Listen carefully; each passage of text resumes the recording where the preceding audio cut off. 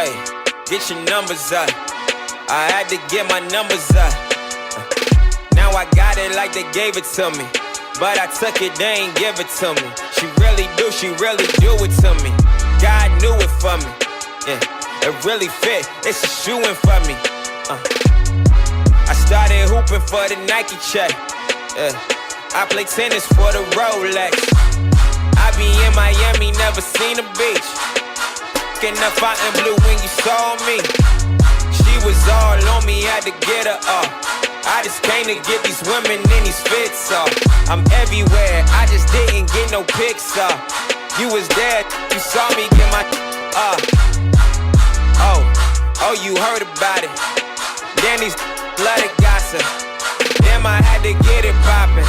I ain't had no running game, I ain't had no option. Now I really got it.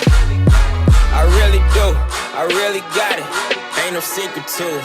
If I did it, then I had to do it. She really do, she really got it. I had to do it. From Sixway Stadium here in Worcester, welcome to the culmination of the 2017 British American football season. We are here at Brit Bowl. I'm joined by my colleague George Lees. Afternoon, George. Afternoon. Looking forward to this. I think it's actually still the morning, Matt. Technically it is, but I'm that excited it's almost the afternoon already. So 4 games ahead of us. 4 games, yeah. We start off the day at 12 o'clock with the Under-19 National Championship between the East Kilbride Pirates and the London Blitz. We then have the main event of the afternoon for today, 4 p.m. kickoff. That's the National Championship, the Premiership National Championship, Brit Bowl 31 between the London Blitz and the Tamworth Phoenix. We then take our little enterprise here up to Leeds tomorrow, where we have the Under-19 plate final, which will involve Mr. Lees and his Nottingham Caesars. Yeah, obviously I won't be commentating on that one. Not on that one, against the Birmingham Lions. And then we round off the weekend with a Division 1 final between the Manchester Titans and the London Olympians. So 4 great games to look forward to. Yeah, I hope so. Should be a wonderful weekend of football. And for those of you that are around the south, I think there's various bits of Division 2 stuff as well going on, their semi-finals. So a wonderful weekend of football. Absolutely. So this 2017 season has seen its highs, its lows. We're joined this afternoon by Tash, our sideline reporter. So we're going to be handing down to her at various points in the afternoon to get comments from various sidelines, and we'll hand right down to her now. Hi, I'm Tash Crump, and I am here with Joe Walker, who is the head of coaching development. Is that right? Yeah, head of head of coaching at American Football Development. How are you doing? I'm great, thanks very much. Yeah, thanks very much for having me. No, it's okay. So, what exactly is AFD? We're Europe's largest independent company for delivering coaching outside of sort of BAFA's work, really, and all that sort of stuff. We are tasked with going into schools, colleges, prisons, probation services, anywhere really that BAFA doesn't exist, to increase the number of people playing American football in the UK. Amazing. So, how did AFD come about? So there was a meeting of minds between our directors and a couple of guys from America who decided that Britain really needed the real culture of American football being brought over to the UK. And so what they decided to do was join forces, British and American sides, to decide, to try and improve American football in the UK really as much as they can do within the current scope and the landscape. Amazing. So obviously you're trying to improve American football over here. Why did you choose obviously schools and prisons, places like that? You said about how obviously it's a place that BAFA can't get to, but why don't you think BAFA can get to those places? I think the challenge for BAFA is that obviously they're running a league and they're running a sport within a competition structure. The main thing really is that we saw there being a bit of a black hole really for children and young people not having the sport being brought to them on a regular basis. So what we decided that we wanted to do was try and change how that was being attacked and say, well, let's look at taking the sport to people rather than people having to come to the sport to make it easier for them really. So how do you think that the growth of American football at the moment is affecting Britain? Because obviously American football's become massive in America, in Britain recently. So how do you think that this is going to help American football be pushed even further within British culture? I think the thing for us as a company is sustainability and making sure that there are more young people coming into the sport on a regular basis all the time. the challenge that we have with American football is that it's a really big transition sport. So people come in and move out very, very quickly. They don't necessarily stay for very, very long. And the place that most people come into the sport is at university at 18.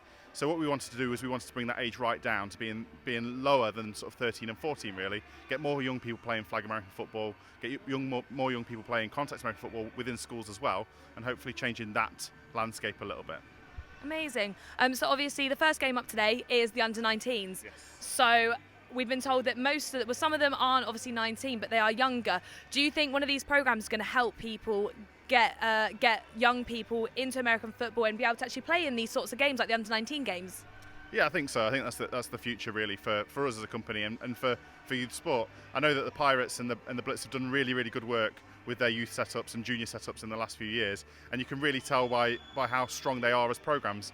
So what you can see is that most teams, when they have got a good youth setup, junior setup, and flag setup below that, they're actually flourishing as an adult program as well. Amazing. Thank you very much. So some interesting insight there about the growth of the game in the UK. We've got lots to talk about this weekend, but obviously we want to focus now on the Under-19 National Championship. You can see the teams behind us just going out for the coin toss. London Blitz come in with a 5-1 record. Their only loss of the season coming against the Birmingham Lions, 20-18. Earlier on in the season, and then obviously beating them in the semi-final to get here with quite a substantial scoreline. It was 34-0 in the semi-final, and their opponents today, the East Kilbride Pirates, come in with a perfect 6-0 record, and unfortunately just getting the better of your Nottingham Caesars last weekend. Yeah, it was a close game. It's 2012. Both defences played really, really well. East Kilbride are a solid outfit, and they'll stand a very strong chance here today. So how do these two teams match up then in terms of the Blitz offence against the Pirates defence? From what we saw, obviously, of the Pirates defence, they're very, very physical, and the Blitz offence very, very athletic, move the ball very quickly. So it should be a really great game. We managed to get an interview with Matthew Davis, coach of the East Kilbride Pirates. We'll run that for you now, and then we'll see you on the other side, ready for the kickoff of the Under-19 National Final. Good afternoon, Coach. Afternoon. Welcome to Worcester. Thank you. First of all, congratulations on making it to the Brit Bowl final weekend. Excited? Yeah, very excited. It's a great opportunity. Beautiful place to play football and a chance to, fight for a national title. So you can't ask for much more. So before the game, which kicks off in just about an hour or so, sum up 2017 for the Pirates. It's been a great year. I mean, we had a great last year. I took over at the start of last year. We were a team that had no real history of success, and we kind of overperformed last year and ended up in a British title, sort of against all expectations. And I think as a result, we probably weren't really ready for it, and guys almost felt like they'd achieved something just by getting there. This year we came in having achieved that with an idea of getting back there, and so it's been great in that regard. We've been inconsistent at times and scrappy at times, but we've ground out the results when we need. We're undefeated, and that's something we're really proud of. You qualified for this game today by beating the Caesars last weekend. Bit of a scrappy game. What did you make of that? It was a great game. I mean, they're a lovely bunch of guys, great team, physical, heavy run game, and then we shut that down, and then they started to take us apart with the pass, which was, quite impressive on their behalf. I think we weren't delighted with our performance offensively. Defensively, it was decent. Special teams, we had a couple of scores chopped off for really obvious block in the back penalties. It wasn't like we were being hard done by, but we felt like we could have performed better there as well. Offensively, it wasn't a great day for us, and the weather didn't help. It was rainy, but we were 20 up and coasting, then they brought it back to 20-12, and we had to kind of grind it out. So we were delighted with the result. Maybe not the way we got it, but you'll take the wins however they come. So today's opponent, the London Blitz, they come off quite a heavy victory against the Birmingham Lions. Absolutely. How have you prepared for the Blitz today? Well, we knew coming into the season, or coming at the end of the season, that we were going to be playing Nottingham either home or away in the playoffs, assuming that we qualified. So we were able to prepare for them quite early on, which then gave us time to start thinking about what the Southern finals were going to look like. So we broke down 4 games from Birmingham, 4 games from the Blitz weeks ago. So we've had all that stuff in front of us. So I feel like in terms of knowing what they're going to do, we're in pretty good shape. And then it just comes down to being able to stop it. That's half the game. I know you're going to run heavy behind your fullback. There's going to be tosses. There's going to be leads. They'll run zone across the quarterback's face. We know they're going to be in cover 1, cover 0. So, good afternoon once again. You join us just as the Blitz have kicked off, and it's a very short kick, which the Pirates field at their own 40-yard line. Number 11, Ryan Miller, on the unexpected reception there off the kickoff, but it will put the East Kilbride Pirates in pretty good field position for their first drive. It'll be 1st and 10 Pirates on the 33-yard line.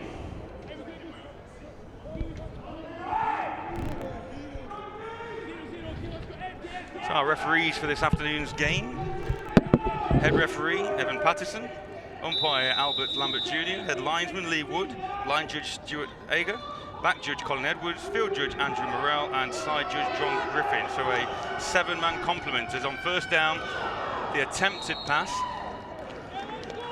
looking for Fraser McDonald on a slant, in and out of his hands. Pass a little bit behind him there from Sam Montgomery. So it'll be 2nd and 10 Pirates, still on their 33-yard line. Really great that we were able to get a full complement of officials. So, 2nd and 10 Pirates. Man in motion again is Struan Bailey, and it's a high snap, and he's in trouble, and he tries to flick it away, and he's got a man, does very well, gets back just maybe for a loss of a yard, but does manage to complete the pass to Bailey, who's the man who came in motion there. So it'll remain 3rd down, but after a loss of 2, it'll be 3rd and 12 Pirates. Pirates has a lot of the youth teams, the junior teams and the 19 teams are doing with the 4 receivers, spread offense, 1 running back, shotgun formation, 3 linemen.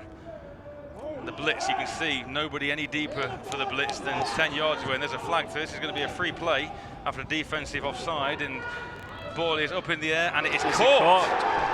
And that's Marcus Galanti on 3rd down on a free play, moves the chains, and it'll be first down Pirates. Yeah, great grab under pressure there. Looked at him well. He had 2 blitz players around him. There was another supporting EKP player around him as well. Offside. In. 25 defense. That penalty is declined. First down. So yes, first down Pirates after that penalty is declined for a defensive offsides. And Montgomery did very well there to elude the pressure, threw off his back foot, did manage to complete the pass, and a great grab by Galanti. Yeah, a lot of pressure coming from the blitz there. First down Pirates, 3 receivers to the right. Pass again, looking for Galanti, and that's almost intercepted that time. Montgomery, ball once again a little behind his intended receiver. Yeah, John Costello for the breakup there for the blitz. And as we heard from Coach Davis beforehand, he was aware that the blitz were going to be bringing a real heavy force through, and as we look here from our commentary position, we're right in line with the football, and there are no blitz defenders deeper than 7 yards away from that East Kilbride offensive line. So if Montgomery has time, he's got space behind those blitz defenders. Here we go, 2nd and 10, Montgomery again from the gun. Steps up beautifully, and he now decides to take off and slides, and he's met by Johnny Clark, senior for the blitz. Yeah, he did well there, just to gain a yard or so. Coming off the pressure, found a nice little crease, and just took a knee. Safe quarterback play. Anybody who's used to watching the blitz, maybe a little bit wondering why the yellow jerseys. The team are playing in yellow today as a tribute to Coach Henry's late mother, who recently passed away after a short battle with illness. Yellow was her favourite colour, and she very much supported the club from day one and helped out with admin duties and various other bits and bobs. So a sign of respect there for Coach Henry's mother. And it's completed again from Montgomery, and that's a first down, and he's found Bailey once again. And so far, very promising from this East Kilbride offense. offense. It was a little bit wobbly coming out when the ball was released, but he found his man. And again, another well-looked-in ball. You've obviously got first-hand experience, George, of this outfit in red in front of us here, playing them last week and just coming up short. How does what they've done on this opening drive compare to how things went against you last week? Similar. They ran the ball ran the ball. They moved the ball all the way down on the first drive and scored. After that, legal formation. Offense, 5 men in the backfield. 5 yards, still 3rd down. So unfortunately, as we heard from Evan Patterson, our referee, illegal formation, too many men in the backfield. So after that lovely completion from Montgomery to Bailey, that will be negated, and it will come all the way back. Sorry, George. Yes, that. Yeah, they moved the ball well on the first drive and managed to punch one in. But then after that, they didn't score again. They didn't capitalise on that. Their defence was very, very tough. Blitz's offense is also another quick-paced offense. Really, really strong at running the ball, and they've got a decent quarterback in the pocket. So it'll be interesting to see what they bring out when they get a chance on the field as well.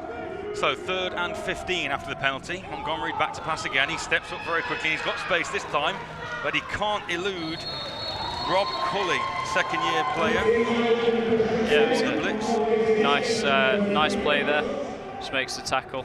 And that just goes to show you how penalties can kill a drive. After that big pick-up from Montgomery to Bailey, the illegal procedure penalty brings them back and stunts that initial Pirates drive. Yeah, absolutely, and it's ill discipline. A player not knowing where he's supposed to be stood on the field. Obviously, a coach never designs that in theory, but there you go. Put it down to big game nerves. First drive. Johnny Clark back deep to receive for the Blitz. Punt is up. It's a high hanging kick, which gives those Pirates. Oh, that's a good kick if they can get there and stop it going into the end zone. It looks like they may well do. The ball rolls down and is fielded at the 2-yard line by Martin Gallagher. Well, I think they've actually marked that at the 1, have they not? There or thereabouts, but nevertheless. A very, very nice punt. EKP's special team units in particular have been some of the best this season in junior football.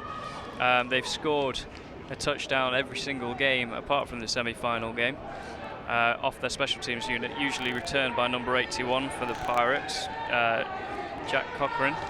Very, very powerful runner. It looks like he's going to be playing some defensive end as he's come out on defense. So Jake Barnes opens up at quarterback for the Blitz. Looks like there's a little bit of confusion. 2 men in the backfield there. 2 receivers to the left, 1 to the right. Barnes hands off, and that is met immediately by that stout Pirates defensive front, and that indeed is the first points of the afternoon for a East Kilbride safety. Although, by the looks of things, they're going to say that his forward progress was stopped and halted before he actually got pushed back into the end zone. So I think the Blitz have got away with one a little bit there. It does look like Mahoney Jones was taking the handoff there. Jake Barnes stepping up. Well, he played last season for the Blitz behind Ashley Bailey. This is his first year in the lead. Mahoney Jones again with the carry, and this time he does find some space around the right end. He's on his feet, past the 20, past the 30. He's got Greenfield in front of him up to midfield, the 40, the 30. The chase is coming from number 22, and that's Aidan Gallagher, who manages to bring him down, but we're waiting for the signal. The signal is, and the officials are getting together, but I think they're going to call that he stepped out of bounds at the 7-yard line. Indeed, that is where they're marking the ball. But just see the big playability of Mahoney Jones. Mahoney Jones, this is what he did against the Lions during the semi-final game, just breaking a tackle and getting gone. He's not, well, he's quick, you've just seen that there, but he didn't quite have the gas there to make that final push. But he scored 15 touchdowns in the regular season, and bearing in mind the junior game is only six games, it's very, very impressive. And he's going to be a talented young man to watch throughout the coming years. So first and goal, Mahoney Jones joined by Jason Soton in the backfield, and this time quarterback number 15, Lewis Key, rolls round the right end, and he is out of bounds short of the pylon. And this is what I mentioned before. The London Blitz have a very, very explosive offense, and give him an inch and he'll make it a mile. You mentioned as well as Coach Davis at the beginning of the show, and in conversation with you during the week about your semi-final last weekend, you mentioned that the heart and soul of this East Kilbride team is that defensive front. Yeah, the defensive line in particular, very, very solid. It's number 26 this time, and that's Alex Ademora, and he's round the left end, and Ademora round the corner into the end zone for the first score of the day. So I think East Kilbride will be disappointed on that. Things they've really taken pride in. Obviously, the defensive line's been very, very good. One of their real pride is the discipline that they have on defense, getting to the ball carrier and making the tackle. Obviously, Mahoney Jones breaking one tackle and getting gone. So they'll be disappointed with that. I'm sure they'll put it down to first drive of the big game, but there'll be no excuses from here on in. Anybody new to our game as well just goes to show you how quickly, from almost being a 2-point safety for East Kilbride, as Lewis Key once again rolls round the end on a naked bootleg and is pushed out, but not until he's managed to get inside the pylon for the extra 2. So with 6 minutes left in the first period, the score is the London Blitz 8 and the East Kilbride Pirates 0. But yeah, as we were saying, from one end of the field, literally 2 minutes ago, where East Kilbride maybe thought they put the first points on the board with that 2-point safety, then the very next play, 94 yards the other way, and before you know it, the Blitz have the first. Yeah, we're playing on a full 100-yard field here. So Mahoney Jones breaking off a real big one from the 1 yard line, 80 yards plus. Testament to the blocking though, and again in this 9-man version of the game, I think if you can get outside there and get away from that 3-man front, and I did notice on that that long run by Mahoney Jones, the outside contain wasn't lost by the Pirates, but it was very much contained by the Blitz. Yeah, I find having coached this level with the 9-man game, that it's much harder for defense. If you can get out into space on offense, you can make some big plays. Sean Small kicking off for the Blitz, another short kick again to number 11 Ryan Miller, who manages to squeeze his way through a gap and once again put the field very much in the favour of the Pirates on this second session. I think the Blitz are working on a similar sort of system to how we tried to play it last week. Jack Cochran's a real threat on the Pirates special teams unit, and just keep the ball away from that man because he will score. So second possession for the Scottish outfit. Long way down from East Kilbride to Worcester. I know you went from Nottingham to East Kilbride last weekend. It was a 5-hour bus journey. 5.5 hours, yeah. They've come down last night, from what I gather. So Bailey in motion again, and the ball is dumped off. Intended receiver was Martin Gallagher, number 5, but unfortunately Montgomery puts that around his bootlaces, and that's incomplete. So very much at the moment, momentum in the favour of the Blitz. Yeah, we know Pirates can move the ball, minus that penalty. They got downfield well on the last drive, but when you give up a 10-yard penalty, it never helps. 2nd and 10 Pirates. Little bunch formation to the left, and they look for Bailey again, and Bailey eludes one tackle, and he's got running room, and he's inside the 30, and he's tackled at the 26-yard line. It's another really key point for East Kilbride is the strength of their receivers. They have 1 or 2 smaller guys, but if you put them in comparison to the Blitz here today, their receivers are physically bigger and can break those tackles. So in our research document that we sent out asking about players to watch, Bailey was very much one that Coach Davis told us to keep an eye on, and he's proved his worth so far with 5 minutes left in the first period. First down, East Kilbride, bunch this time to the right. Bailey looks and he throws that ball behind his intended receiver, Fraser McDonald. It's nice to see a team like this coming out and passing more in the under-19 game. You see it far more in seniors than you do. Obviously, as you know, watching us throughout the season, we're very run heavy. The league knows that, but we do it, and we do it well. Coach Davis very much said, though, due to the pressure that they're bringing, that we're going to try and get behind. Yeah, absolutely. And with no real safety playing deep, they have got a man deep, not so deep. First run of the afternoon, and that's stifled by the interior defensive line for the Blitz, specifically. Yeah, number 25 for the Blitz there. That's Domain Steer. And, he came round. I think he actually came round as an edge rusher and made that tackle. Jack Hunter, the runner on that play, which will bring up 3rd and 12, and let's see if that connection of Montgomery to Bailey works again. Slightly different formation again, and also very interesting. Ordinarily, at junior level, the similar formation stays without, but East Kilbride have mixed this up with bunches and trips, and now to the other side, and that ball is underthrown. Intended receiver Martin Gallagher, but again Montgomery throws that ball down to the ground. Yeah, I mean, from a defensive coordinator's point of view, it makes it very, very difficult to scheme against. The only thing with all these motions is that they can be keyed on quite well. But they have so many different looks they can bring out, it doesn't really matter to them. So interestingly, looking at where they are in field position, it's a bit too far out for a field goal, you would think, on the 28-yard line. 4th and 12. From what they've seen prior to that drive when they pinned the Blitz back, field position doesn't necessarily put the Blitz off, and it's a little swing pass this time. Oh! And number 32, Jack Hunter, nearly turns around and says, "Thanks very much, Sam Montgomery. That was nearly the end of my day." Yeah, that was a brave pass, but he did well to get the ball out under pressure, and relatively accurately, to be fair. It was a slow ball, but it got to the right spot on the field. Once again, a drive that starts out very promising for the East Kilbride Pirates, unfortunately stalls and gives that ball back to the Blitz. And let's see if they're going to be as aggressive as Jack Barnes leads out his offence once again. That's going to be a false start, I would have thought, but nothing's been flagged. Number 8 did seem to move very, very early that time. That ball didn't have a great release either. I don't know whether one of the East Kilbride players managed to get a hand on it as it came out. Timmy Oyalaga looks like he's got away with a false start there, but here we go then, 2nd and 10. It's another toss. This is the play they made big yardage on. And he looks like he's got a seam through the middle again. Yeah, he's gone straight. He's still going. And that's Mahoney Jones once again. So already on 2 carries, Mahoney Jones has picked up close to 130 yards. Yeah, I mean, the guy's impressive. He's well, from that play, I think you've noticed he can read the seam very well. And once he finds that gap, he cuts upfield and he just keeps going. He's not the quickest back in the league.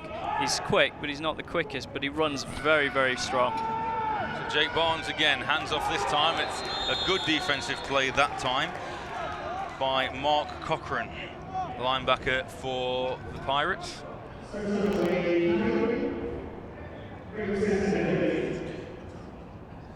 Jason Soatan, the runner, comes up a little limpy, but seems to be back in the game. So similar formation again from the Blitz. Barnes looks back to pass and he hits Oyalaja, and Oyalaja is met almost immediately by Callum Ferguson. Yeah, Callum Ferguson had a great game last weekend watching him play. Did well to stop one of our receivers. He did appear to be carrying an injury towards the latter half, but it looks like he's fit now and he crushed that screen. So a big 3rd down here, particularly for the Pirates defense. So far, Blitz have had 1 drive and scored. Pirates will be keen to put an end to this Blitz drive, as that's... For me, in terms of the Blitz offense, to say it is a national championship game, there have been certain elements where they don't all seem to be on the same page. No. Right, and snap. Legal snap. Offense, 5 yards, still 3rd down.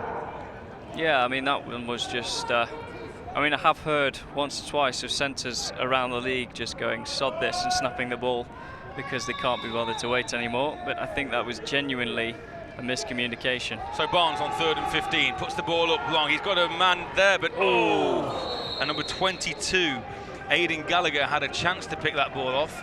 Yeah, Blitz receiver having to play DB there. And it was, I believe, from our commentary position, number 8 again, Oyalaja, who decided, goodness, I'm going to have to make sure that this doesn't get picked off. Yeah, East Kilbride playing more of a zone coverage system rather than a man coverage system. Just allowing on that post, on that corner rather, to have a DB sat there waiting for the ball. So forced to punt this time. Number 81 back, that is Jack Cochran, as you mentioned earlier, back deep to receive this Blitz punt. I suspect they'll be trying to get this out of bounds. It's a floaty snap. Oh no, kicked it straight. Sean Small, and Cochran lets it go over his head and actually lets it bounce into the end zone. It's a smart play there. I think he was just a little bit too short or lacked the leap to grab the ball, but usually if given the chance he will take anything. So we'd like to try and bring you a little bit about the teams that are playing, if we can. The London Blitz, formed in 1995 after a merger between the Ealing Eagles and the Woking Generals. The Blitz under-19 team first emerged in 1999 with competition at events and friendlies with the London Olympians, the London Capitals and Essex. The club played official league fixtures in 2001, 4 and 5, but had limited success at that time. 2007, the programme was relaunched and coach Jason Henry, who has been part of the Blitz programme since '92 as a player and a coach, took hold of the reins. So this season marks the 11th season in a row that the Blitz have entered the under-19 team and the 5th time in 7 years that they've reached the National Bowl game. So quite an impressive run there from the London outfit. Yeah, very impressive stats, but they always have been a good squad.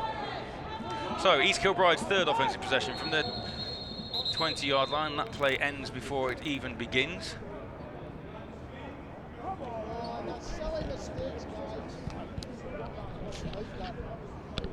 I mentioned at the beginning of the game, we've got access to some roving sideline reporters today. We've got Tash and we also have Rose, and I think Rose we can drop down to right now. Are you there, Rose? Yes, I'm here. Can you hear me? We can.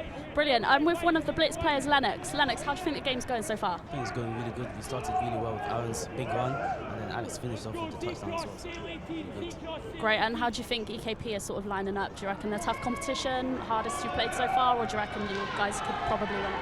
I think we're probably going to win it because we have very strong belief in our team. We believe that we came here to execute and we're going to win.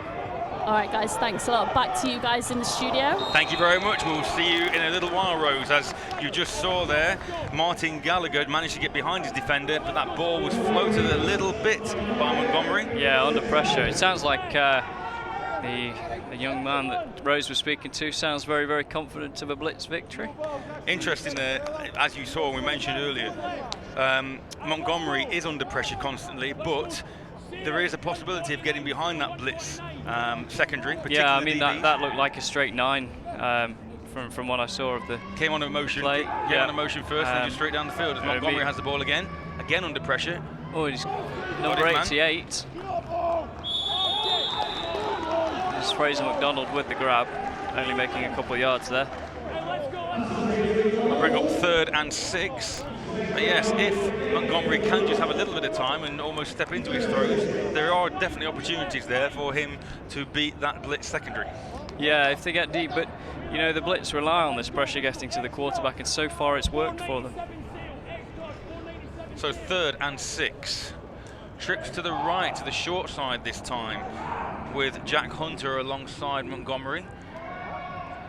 As McDonald goes in motion, the ball is once again forced out of Montgomery's hand under heavy pressure from that Blitz front defensive unit, particularly number 39 that time. That's Tunde Ganyu with the pressure, and that'll force EKP to punt for a 3rd time this afternoon. In fact, for a 2nd time, as they went for it on 4th down last time out. East Kilbride will be starting to look at some adjustments to or some variations on the plays they can run to move this ball on the Blitz defense. Is that something they did against you last week? Did adjustments, come into the game, or was it very much a? They did. We knew what they were going to run most of the time, but we'd prepared.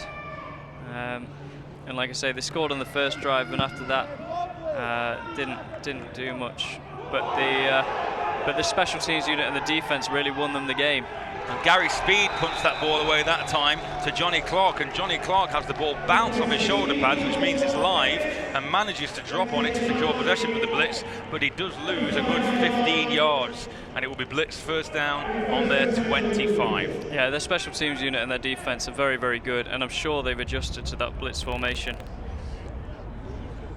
So, EKP then, just as we have the change in possession. Senior team formed in 1985, one of the longest running clubs in the UK. Juniors played their first season in 2014. 2014 they went 1-5, 2015 they went 2-4, and last year went 5-0-1 and managed to get to this same national championship game where they lost out to the Kent Exiles in the final. So Matthew Davis and his staff eager to make amends this year. Prior to the snap, false start number 81, 5 yards, still 1st down. So false start from the Blitz, who again seem to be not all on the same page, particularly on offense, defense, causing EKP all sorts of problems. Just what you were going back to what you were saying a moment ago. There's really been a shift of power from the Highland Wildcats to East Kilbride over the last couple years, and it's been interesting to see. Obviously, we played the Wildcats last year in our plate final. But both teams very, very physical, and it seems to be each year that they will be playoff contenders. Mark Stewart, number 55 there for EKP, bringing the pressure on to Jake Barnes, and that will now bring up 2nd and 15 for the London outfit. One safety back, and there's that outside pitch again, and this time he does manage to get around the end again, but then he's upended. Hurdle there. Upended before picking up any yardage. Yeah, he just couldn't find a route back upfield there. Much better lateral defense, sideline to sideline there from the EKP Pirates. The EKP Pirates, maybe just the EK Pirates. But nevertheless, what you want in this game is players to learn, and obviously, yeah, they've clearly seen that toss now, and they'll be wary of it.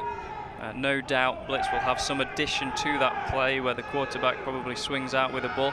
That was a really, really nice defensive interior there on Mahoney Jones, or number 26, sorry, for the Blitz, Alex Ademora. It's really the first time that we've seen EKP cause the Blitz offense any issue.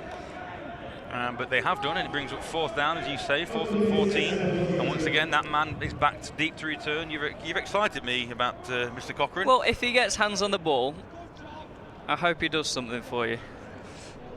Well, let's see. Number 24, No, Sean Small, back to punt once again. It's a decent enough kick, and it's a high hanging kick, and I don't think Cochrane's going to field this one. They're trying to avoid it. Cochrane doesn't field it, but number 11 takes it on, Ryan Miller. And Ryan Miller, who in the first opening possessions has fielded 2 kickoffs, thought, well, special teams, get that ball in the air, I'm having it. Yeah, take it downfield, why not? Nobody was touching it, the Blitz weren't interested in putting it down, and he made a few extra yards for them. So once again, excellent field position for EKP. Yeah, see if they can move the ball. They've only really run the ball once other than a quarterback scramble. See if they can run the ball down this time, see what else they can bring. There's that bunch formation, very narrow formation, as it looks as though timeout is being called by the Blitz. London, this is their first time out of the half. 18 seconds left of the first quarter.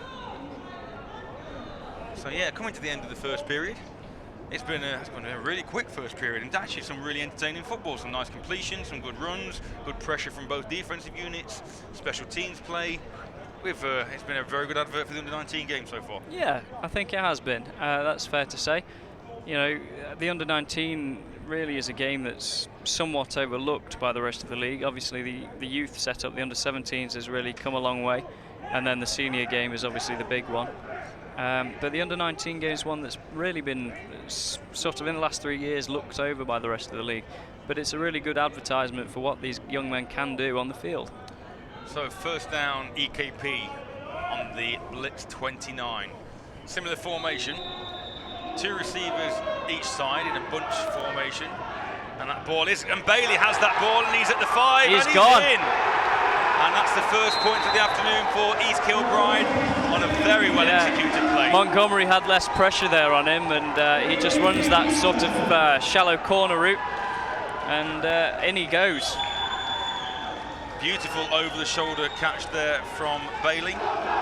Running to his left, looking back over his left shoulder, snagging that ball and outrunning Nathan Oti for 29 yards. Fantastic play, and you could hear the East Kilbride Pirates on our sideline just absolutely explode.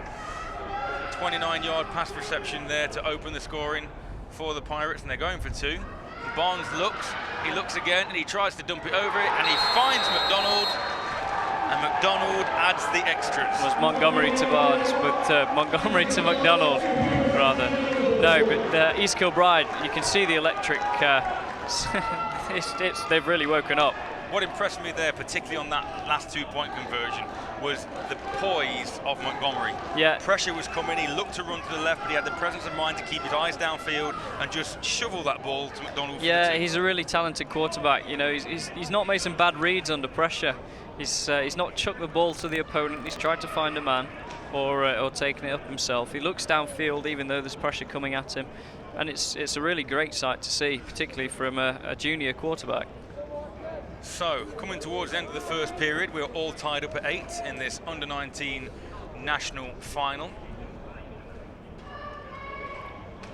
Worth mentioning as well, as much as we get information from head coaches and to help our commentary, other staff amongst teams send us bits and bobs, and we thank Amanda up at EKP for this, and she thinks that as well as the players, the coaching staff are really worth a mention as well. Head coach, offensive line, special teams, Matthew Davis, known in the game as Spoonie. He's been the junior head coach since September 2015. Previously the O-line coach for 3 seasons for the seniors, and offensive coordinator for the Edinburgh Napier Knights before that. He's the most recent winner of the BAFTA Coach of the Year award. He's also former club chairman and the current club treasurer. As the Blitz take that kickoff back and put themselves in a decent spot on the field, they'll take over first and 10. It sounds like Spoonie's a man of many talents. But talking to him before the game, he's obviously got the East Kilbride Pirates and whichever outfit that he's working with at his heart, but also he's very much wanting to grow the game, the sport of American football. Yeah, he's a really big advocate for the junior game and the youth game, but he thinks very sensibly, very logically about it. You know, There's various people in the league mentioning that all senior teams should have a junior program, and I believe it was Spoonley and somebody. Offside on the kicking team, 5 yards on the end of the run, first down goal. Someone correct me if I'm wrong, that you can't force it on a team. If they don't want a junior squad, it's not going to be productive for the players in that system. East Kilbride, obviously they've got their youth squad. In fact, they've got 2 youth squads, their junior squad, and I believe even a women's squad just started. And he understands that we're all here for the growth of the game as well as and the there's success of our Mahoney own Jones teams. again. Big run of Mahoney Jones, and he's still on his feet, and he's wrestled down by Callum Ferguson, but not until he's picked up 30 yards and a blitz first down. And you can see, look at his frame, he's got a real power back look to him, and once he breaks that first tackle, he can put that speed, those burners on. And you say about his frame, we know the blitz, not only from a football point of view, but we know that Adrian Clemens, who's involved with the blitz down there, runs a program called DSA. And DSA basically look after not only the fitness but also the welfare and the training of those players. And as he wrote in his comment to me, it's not just football that these guys are involved with, it's the conditioning, it's giving these guys opportunities to programs in the States, and there have been a number of blitz players, DSA or blitz athletes, who have gone to the US to date. I'm just to read the first few names on this list. I've got Harry Innes. Harry Innes is at the University of New Mexico in Division 1. Julian Adegbo, who's Western Michigan, that's a D1 university. Rion Burns, Franklin Nowacki, Salem High School. So the list goes on and on. I've got a list of 30, 40 players who started life at the Blitz who are now experiencing success. And that's much better lateral defense again. They got to keep more consistent with that to stuff that play. That was number 26 running with the ball there. That was Adamora again. Just been informed Mahoney Jones is already over 150 yards rushing. Yeah, well, it helps when your first rush is over 80 yards. It does, but then your 2 subsequent ones have been around about 30 and then 30 again. So. Yeah, I mean, a very, very solid runner. But good defensive play that time by EKP, bringing up second and long for the Blitz. Barnes still at quarterback. Clark at quarterback. Looks like Adamora again. East Kilbride's interior defense seems to be holding out a lot better than the outside containment. Mark Cochran and Kyle Gold team up to make the tackle. 59 for Pirates, just walking off with a little bit of an injury. Adamore, we've just been informed as well, he's currently in negative yardage, but he does have a touchdown. Figure that out. Negative rushing yardage, yeah. But he has a touchdown. But anyway, third and long, East Kilbride, and the ball is handed off to... Jack Cochran's calls the fumble. No, they're going to call him for a horse collar tackle, I think. Looks that way as flags fly. Yeah. But you see there, East Kilbride's defensive line, the quickest ones to the ball, they see that ball and they dive straight on it. So yes, this DSA I mentioned, Dynamic Sports Academy, that Adrian Clemens set it up in 2007. It helps athletes from all sports, but 90% of the athletes are American footballers due to Coach Clemens' association with the Blitz and the sport.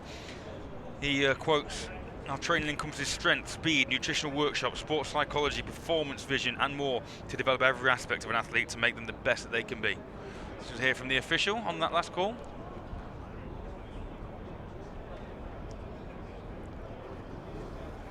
Personal foul, horse collar, 81 defense, 15 yards, automatic first down. So again, what looks like a change in possession obviously results in a big pickup for the Blitz on the penalty and a first down. Yeah, Jack Cochran with the horse collar tackle there.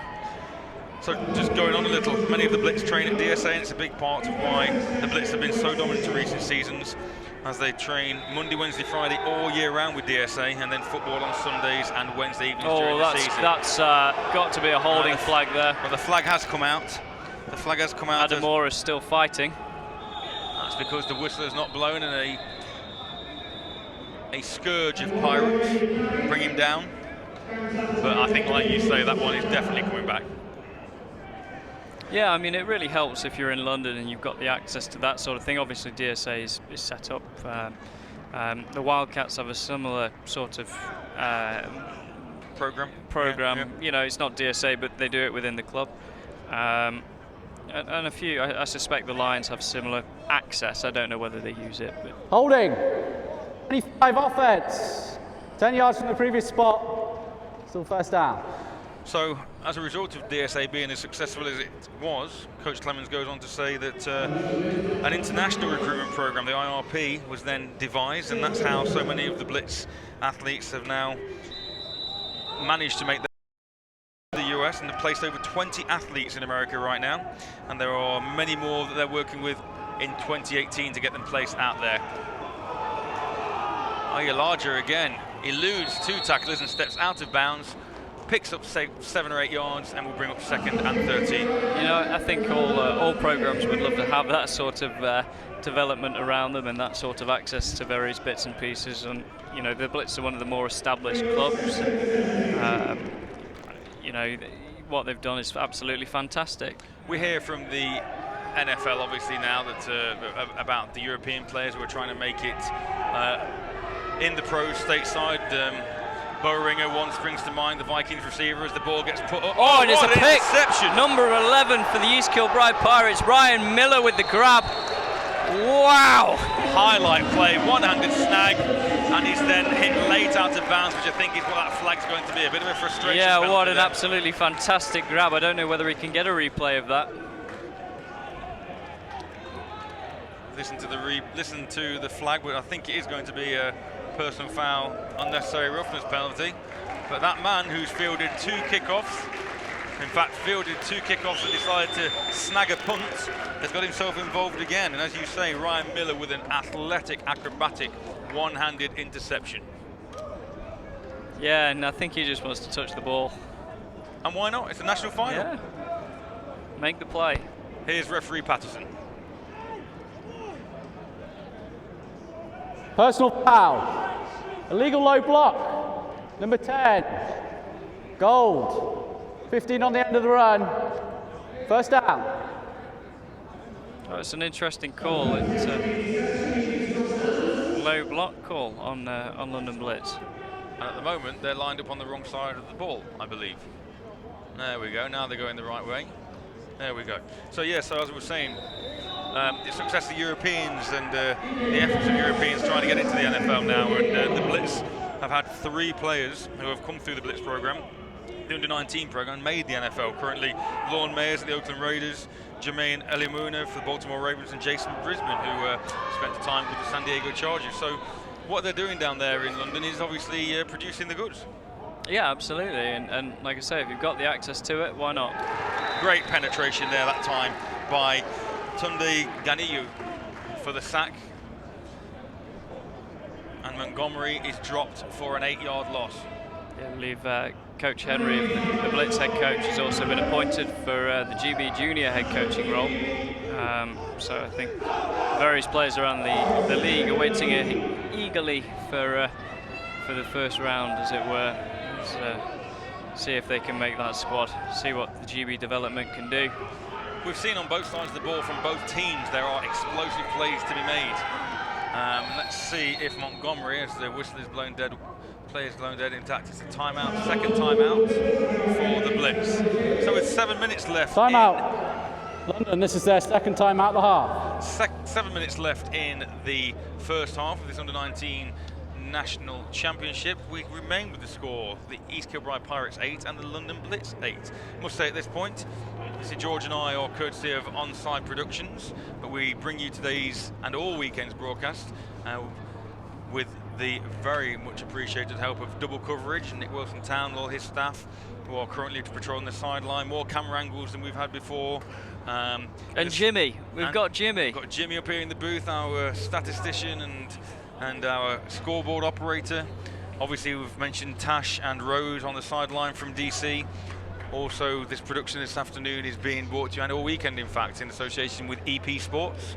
If you are down here at the ground or coming to the ground at all this afternoon, they do have a stall over behind the Warriors main stand here at Six Ways. So a lot of work's gone into this production today. It's the biggest event that Onside Productions have covered so far for their stream, but with the, we think, success of the 2017 season with our Nottingham Caesars broadcast and the Uniball and the GB Women's September last year. And so we're obviously Steve Matthews, Tom Howe and the production crew there are aiming for bigger and better things. So, second and long. Montgomery under pressure again, but a lovely roll, and he's got his eyes downfield, and he's got a man deep, but that was almost intercepted that time. Yeah, and it looked like Mahoney Jones was the man with the initial penetration through the offensive line. John Costello there, DB for the Blitz, got his hands on the ball. Intended receiver, number 88, Fraser McDonald again. And like I said, we've said this already, if Montgomery can roll, and obviously they're flushing into him his left-hand side, which for a right-handed passer makes it more difficult to throw. Yeah, although, you know, it was to the sideline, and it even, you know, it was close to being picked. It floated a little bit too much, but it wasn't a bad throw for a junior quarterback at all. Hard throwing back across your body, yeah, but here absolutely. we go. 3rd and 18 now for EKP. Trips to the right this time, and Bailey's over at the right, and he's got a man. The man who's on the sideline makes the grab. Number 5 for the East Kilbride Pirates, that's Gallagher. And there's a flag on the play there, and where the official's standing, that might be called offensive pass interference. I'd be surprised there, because it looked like some defensive holding from the DB initially. It did indeed, but the officials are conferring. There's clapping going on from the sideline on the Blitz, which would lead you to believe this one might be coming back. Chains haven't been moved yet. Officials aren't marching that ball down, and we'll hear from referee Patterson as to what the outcome of this one will be as the Blitz and the Pirates march back beyond the... Illegal touching. Number 5 of the offense went out of bounds and came back in bounds voluntarily. First touched the ball. Loss of down at the previous spot brings up 4th down. So for those who might not know the intricacies of the game, if you run out of bounds yourself as opposed to being forced out of bounds, you cannot then be the first player to touch the ball once you come back into play. So number 5 there, Gallagher, obviously is deemed to have run out of bounds, come back into the field of play, and then made the reception, which is not permitted. So unfortunately, it was a very athletic catch over his shoulder, but it counts for nothing. As the Pirates' offensive drive, oh my goodness, and a low snap causes number 39, Tundi Ganyu, to once again get pressure on the kicker, and Gary Speedy has no choice than to drop on the ball and give the Blitz really good field possession. Yeah, just outside the 30, on the 33. There'll be, well, that's within Mahoney Jones's running range, is it not? I think it is. I think it is more than easily. It's got to be nearly his average running yardage so far. So obviously to get to this level, both teams have had very successful seasons so far. As we have a new quarterback in, there is Mahoney Jones on the carry again. Quarterback this time, number 15, Lewis Key. Yeah, Lewis Key, a more athletic quarterback, obviously playing behind Barnes. Key tends to be one of these quarterbacks that rolls out, looks downfield to run, and when he does, he's electric. Mahoney Jones still in the backfield, 2 receivers to the right. Mahoney Jones with the carry again, bounces to the left side, eludes 1 tackler, and then is swamped. Yeah. Much better defense, and it looked like they've really stepped up the aggression. Number 73, the offensive lineman for the Blitz, ended up on his backside. So it was a nice initial push from the defensive line. Mark Cochran, one of 3 Pirates players there to meet Mahoney Jones as he bounced out to the left. So 3rd and 5. 3rd and 5 Blitz inside the 30-yard line of the Pirates. Pass coming, ball is up, and he's got his man. It's a beautifully timed ball. Oh, and he's gone. Off 2 defenders, 1 defender remains down and doesn't look in a great way, and that is another touchdown and a fantastic catch. Called his name a couple of times already, and that's Ganyu, who makes the reception on the slant for the go-ahead score. Yeah, it was a great pass by Lewis Key, bang on target, flat lined, nice power.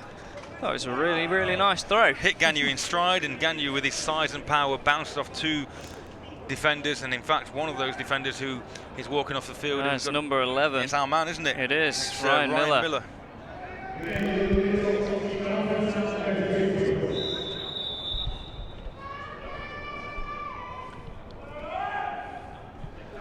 So after the touchdown, Key rolls to his right, hits his man. There is a flag down. It's 2 flags down. Excuse me. Jason Sowerton makes the reception and goes in, but there are 2 flags down. We'll just Wait and see what that is. They came out pretty early. Could be an illegal procedure penalty. Might be offside against EKP. Offside. Defence. That penalty's declined. The score is good. So with that pass from Key to Soatan, that is the game now stands at EKP 8 and the London Blitz 16. Take a quick break. I believe we have the parent of one of the EKP players down with one of our sideline reporters. Are we there? Can anybody hear me? I can. I am Rose, and I am stood with some EKP fans in the stands. Hi, Rose. I am with an EKP mum, Anna. Anna, who are you cheering for? Who's your player today? Well, my son's number 15, Eli. He's one of the quarterbacks, but I'm just here to support the whole team. Brilliant. And how do you feel the performance has gone so far? I think they're doing amazing. They've worked really hard. We have an amazing organisation from the chairman, the coaches, down to the players and the fans. They're all outstanding. Absolutely outstanding. Did you guys travel down today, or have you come down yesterday? The boys and the coaches left last night. Me and a crowd of mums left at 4 o'clock this morning. Had an easy journey down, but this is extremely nerve-wracking. I can imagine. Well, thank you very much for your time. Guys, back to you. Thank you very much, Rose. I think while we've still got you, Rose, are you still there? Can you still hear me, Rose? Maybe not, but I think like you'll appreciate, George, coaching at this level as I have, the support of parents for not only the running of the club, but in order to get the young men where they need to be, and those parents travelling down from East Kilbride. I mean, morning. that's great commitment to your children, isn't it? Hats off to you, and it's great to see. Looking over from our I think division, my mum only came to see me play one game in 4 years. Yeah, she did. She's actually turned up to more games with me as a coach. And to be fair, that occasion she did come was to watch me as a coach rather than actually watch you play. All right, so thanks, coach. No problem at all. But anyway, but yeah, great credit to all involved. And as mentioned, both these outfits here, the Blitz and the Pirates, are fantastic organisations that obviously are getting a lot right in the under-19 version of the game. As Montgomery rolls again, and just flips the ball out. He's got away with that. He has, and it will be called. Although I think they've called that as a fumble. They might have called it as a sack.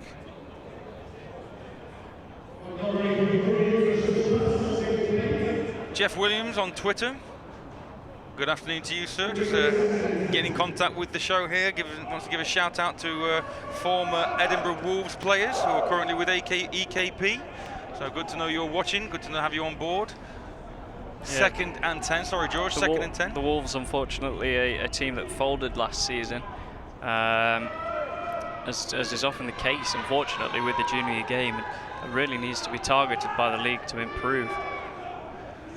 Motion coming. Montgomery. Wow. Trouble. Wow. What a hit. Number 59 for the Blitz there. Flying through. Fortunately, it doesn't look like we've got a name for you. Flew through and just absolutely crushed Montgomery. And he's slow to get open indeed. Pads hanging out of his plain jersey. Trying to work out that leg that he got landed on, but that's a big man to land on Montgomery. Credit to him for getting back up. Brings up 3rd and long again. And there's going to have to be some adjustments made, I think, by the Pirates to do something about that front for the Blitz, because Montgomery, as tough and talented as he is not going to be able to take a lot more of that going into the second half. And it brings up 3rd and long. And here's the pressure again. 4 coming. He's got a man. He hits his man. And it's a great grab under pressure. Looks like number 88 getting up there. Fraser McDonald once again with a grab. Going to spot that just short of the first down marker. And with 4 minutes and change left in the second half, looks like they're going to punt it away. And probably just one score down, and not the worst decision in the world. Yeah, he's still got a game, well, half and a quarter. You don't want the Blitz taking over from midfield, scoring again, and putting 2 scores gap before half-time, but now that's going to be a delay game, I suspect, or a legal substitution. Gary Speedy runs off the field, being replaced by Marcus Galante before the flag comes out.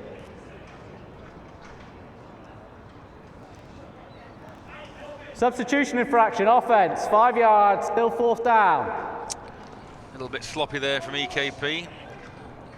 What you might argue there's a special teams coordinator. Well, it gives the punter extra field to work with. Well, I don't think at this stage in the field, or this position in the field, it's going to matter too much. As you were saying about the Wolves, yeah, it is unfortunate when teams fold, but I think with the advent in the last couple of years of it going to a 9-man format of the game rather than the 11-man. Yeah, we've certainly seen less dropouts. It's a good kick there. Oh, now that's going to be a flag. That's going to be. That'll be an automatic first down. It will be. It'll be, I think, roughing the kicker or running into the kicker, but nevertheless, it will be at least a 5-yard penalty. And actually, depending on the call, if it's a 5-yarder, they won't get the first down. But it looks like the way that he's signalling, it's going to be a roughing the kicker, which will result in an EKP first down. Personal foul. Roughing the kicker, 39, gold. 15 yards from the previous spot, automatic first down. That's Ganyu, the man who scored the last Blitz touchdown, who's responsible for giving or gifting the EKP outfit an automatic first down and inside Blitz territory. It's a young man that seems to be all over the field today. A reprisal for the Pirates. Let's see if they can make anything of it with 3 minutes and 50 left in this first half. Look at that Blitz defense. Yeah, no safety help. 7 men within 5 yards of that line of scrimmage. It's got to feel nerve-wracking, hasn't it, for a quarterback? Absolutely. Not the worst, but the worst bit is you don't know who's coming. McDonald in motion, and they're all coming. He rolls to his right again. He has to just loft that ball, and the whistle wasn't blown dead, but whistle didn't blow as that ball hit the turf. But you know, if Montgomery can spin round and spin right, there's going to be open space for him to run as well. But he's being forced round. As you say, for that quarterback and for that offensive line, how do you know who's coming? And well, that's it, and I think that's what the Blitz are relying on here. You just got to do your role and get your protection system right. So it is an incomplete pass, 2nd and 10. Pirates on the Blitz 38-yard line. And the problem is McDonald and the receivers aren't managing to get, and that's going to be free play. It's going to be a free play. And he's managed to not find anybody. And he did have time that time because the Blitz players obviously stopped after the flag. Blitz defenders getting into Montgomery's offside. 23 defense. 5 yards. Still 2nd down. Yeah, that's Malachi Jameson there. Yeah, I mean, they are getting into his head, but at the same time, they're getting a bit antsy to get to that quarterback, read that snap, and try and make the move. Malachi Jameson playing in his 4th year with the Blitz, so very much senior of the game and a linchpin for that Blitz outfit. 3 receivers this time, and that's going to be a flag, and that will more than likely be a false start against the Pirates. Prior to the snap, false start, number 26, offense, 5 yards, still 2nd down. 5 yards forward, 5 yards back. And that's Lee Chappell with the false start for all the Pirates. And they'd, like you say, all getting a little bit edgy heading into half-time.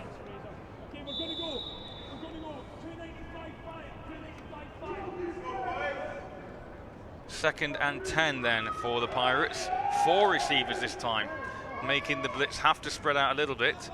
Oh, and he's got a man deep. McDonald off his fingertips. Off his fingertips.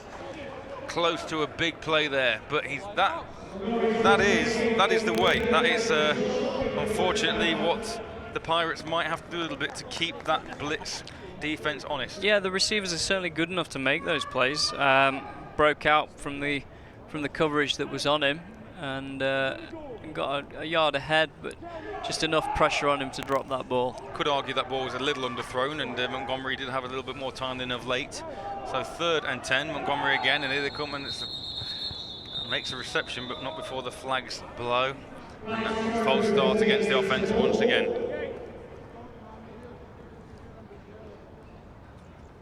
Prior to the snap, false start, number 5, offense, 5 yards, still 3rd down. That flag called on Martin Gallagher, the receiver. So, as much as we said the first quarter was a really good advert for the under-19 game, unfortunately this second period has been a little bit scrappier, but again, I think it's due to the fact that both teams have created pressure with their defenses. Yeah, I mean, it starts to get both that offensive line and that defensive line jumpy. One wants to get to the quarterback and one wants to protect him. So 3rd and 15, Pirates. 3 minutes 20 before the half. Bunch formation, this similar formation to what they scored off last time. And Bailey. 59 for the Blitz, absolutely flying around. I don't know whether we can get a number on a name for London Blitz. Yeah. Sorry, a name for the Blitz 59. He's having quite a large impact. It would be nice to give him some credit if we can. So anybody knows number 59 there for the Blitz, get in touch and let us know. So once again, 4th down. If you remember, it was 4th down about 3 minutes ago for the Pirates, and that roughing the kicker penalty gave them that automatic 1st down. Unfortunately, they weren't able to do anything with it, and we'll hand that ball back to the Blitz, who will be eager to pad their lead with 3 minutes left before the half. Yeah, no doubt. See what they bring. So Galante with the punt, nearly blocked again, and it takes an EKP bounce before Martin Gallagher downs it, and it will be 1st down Blitz inside their 15-yard line. Yeah, putting them into decent field position, although the offensive team for the Blitz don't seem to mind where that field position starts. Comparing these two outfits coming in, Blitz lost one game and they lost to the Lions, 2018, as we mentioned at the beginning of the programme. Pirates 6-0, didn't lose a game, but in terms of points, Blitz have scored 226 and conceded only 44, compared to the Pirates scoring of 170 points. Well, in fairness to the Pirates, and you could say this against the points against, they were handed a walkover win. That very first game of the season against North East Academy. So that will obviously, like you say, go some way to reducing the points scored. As Key is under pressure, he's rolling to his right and he throws the ball out of bounds. And that will be 2nd down. Good pressure that time by number 81. That'd be Jack Cochran for EKP. But, sorry, 21. My mistake, 21. Number 21, Declan Kelly. It was a nice play from the quarterback's perspective to get the ball out. And even at senior level, that's not something you see. The smarts to release the ball in a safe position. So comparing seasons, both teams got off to a winning start with that walkover, as looks like quite got the number from there. I think it may well be Ademora, number 26, Ademora, who comes up limping actually, yeah, and then now goes down to the ground. Ademora, a senior, but 2 years playing experience. So yeah, going back, both teams opened 1-0 with East Kilbride getting the walkover and the Blitz beating the Cheetahs. Hertfordshire Cheetahs score of 48-0. Second game for each team. East Kilbride continued rolling with a 26-12 decision over the Highland Wildcats, while that was the Blitz's only loss of the season against the Lions, your opponents for tomorrow, George.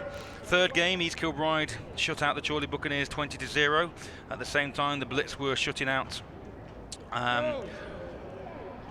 the Kent Exiles, last year's finalists, 36-0. Fourth game of the season, East Kilbride beats Highland once again, 32-12, and the Blitz recorded a victory against the Farnham Knights, 46-6. As on 3rd down, Key takes the ball up the middle and is met before he hits the 1st down. And heard that thud. Looked like and he's taken a ding. Close to the possibility of a late hit there, but I think it was just about legal. Kilbride. So on 4th down, East Kilbride, with just over 2 minutes left in the half, elect to take their first time out of the half, hoping to get the ball in good field position and maybe level things up. Cochran, that danger man, ready to go. So yeah, sorry, just continuing my little bit. 5th game of the season, the Blitz beat the Solent Seahawks 26-12, while the Pirates walked over the Leeds Academy by 36-0. In the final game in the regular season for both teams put up 50 burgers. The Blitz against the Exiles 52-6, and the Pirates against the Merseyside Nighthawks 56-6. So very, very close, dominant performances to close out the season. Semi-finals, we already know that the Pirates beat the Nottingham Caesars in a very close game up in Scotland, 20-12. As the ball bounces short but takes a Blitz bounce. And the Blitz dispatched the Birmingham Lions 34-0, which is how we get these two teams here today. We'll talk more, obviously, in subsequent games a little bit later today. Won't get a chance to talk to you tomorrow about it because you'll be on the sideline rather than in the booth. But thoughts about your matchup with the Lions tomorrow? I mean, as DC released an article this week, the Lions are the bogey team, but gives us a chance to go and play them tomorrow. They're a well-disciplined team, but I think we stand as much chance as them as winning tomorrow. As you know, both teams have the opportunity once they take the field to win.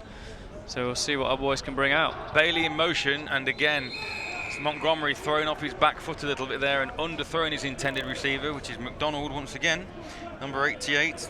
Bailey 82 and McDonald 88 obviously appear to be favourite targets of Montgomery. But the good thing is it stops the clock and brings up second down. Yeah, I mean, just as with EKP here, making it back to the national final 2 years in a row, for you guys to get to that national plate final 2 years in a row is no mean feat. And well, it's a slightly different setup this year. So last year we finished 6th ranked in the country. The way the plate's been devised this year is sort of the 3rd, 4th game. So we got to the plate, but we're happy that we've jumped up to sort of junior ranking spots. It's always what you want, and hopefully we can still come away with some silverware. Testament to you and your staff and the players, not only that you picked up, but the senior players who will be playing their final game tomorrow on this season. Oh, he's got a man this time, and he's in space if he can get around the defender. And he's gone. And that's number 32. He's got the first. He's got enough for the first. And he's still on his feet, and he's brought down inside the 30-yard line. Yeah, another great broken tackle there. He's similar to Mahoney Jones. He's maybe not quite as quick as Mahoney Jones, but breaks that tackle. He's a real strong running back. Joseph Hurley and Johnny Clark on the there tackle. You go, away he goes. So first down EKP. Yeah, I mean, we do well. There's myself, Coach Ball and Coach Endicott. My time, 2-minute warning at 1:59. So, you know, we've only got 3 on the coaching staff compared to some of these guys. You look down at East Kilbride, they've got probably 7, 8 guys, and the Blitz are similar, and the Lions have even more. And we're just happy, you know, we're a smaller outfit, I suppose, in a way. But with 3 of us, we're really happy with what the guys have produced, and they just make us look good. First down, little swing pass out again to Hunter. Hunter, can he make his man miss again? He can make the first man miss, but then number 65 smothers him. Tyrese Peters-Tovey, freshman, first-year player, but obviously of senior age, and really snuffs out that play before anything manages to get picked up. 65 to Metrori. Have I read the wrong number there? Yeah, sorry. I'm sure Peters-Tovey will be doing something for me to call his name later, but apologies. 65. Haralambus Dimitro on the tackle, but nevertheless, Hunter smothered. 2nd and 11. Call it 12. McDonald in motion.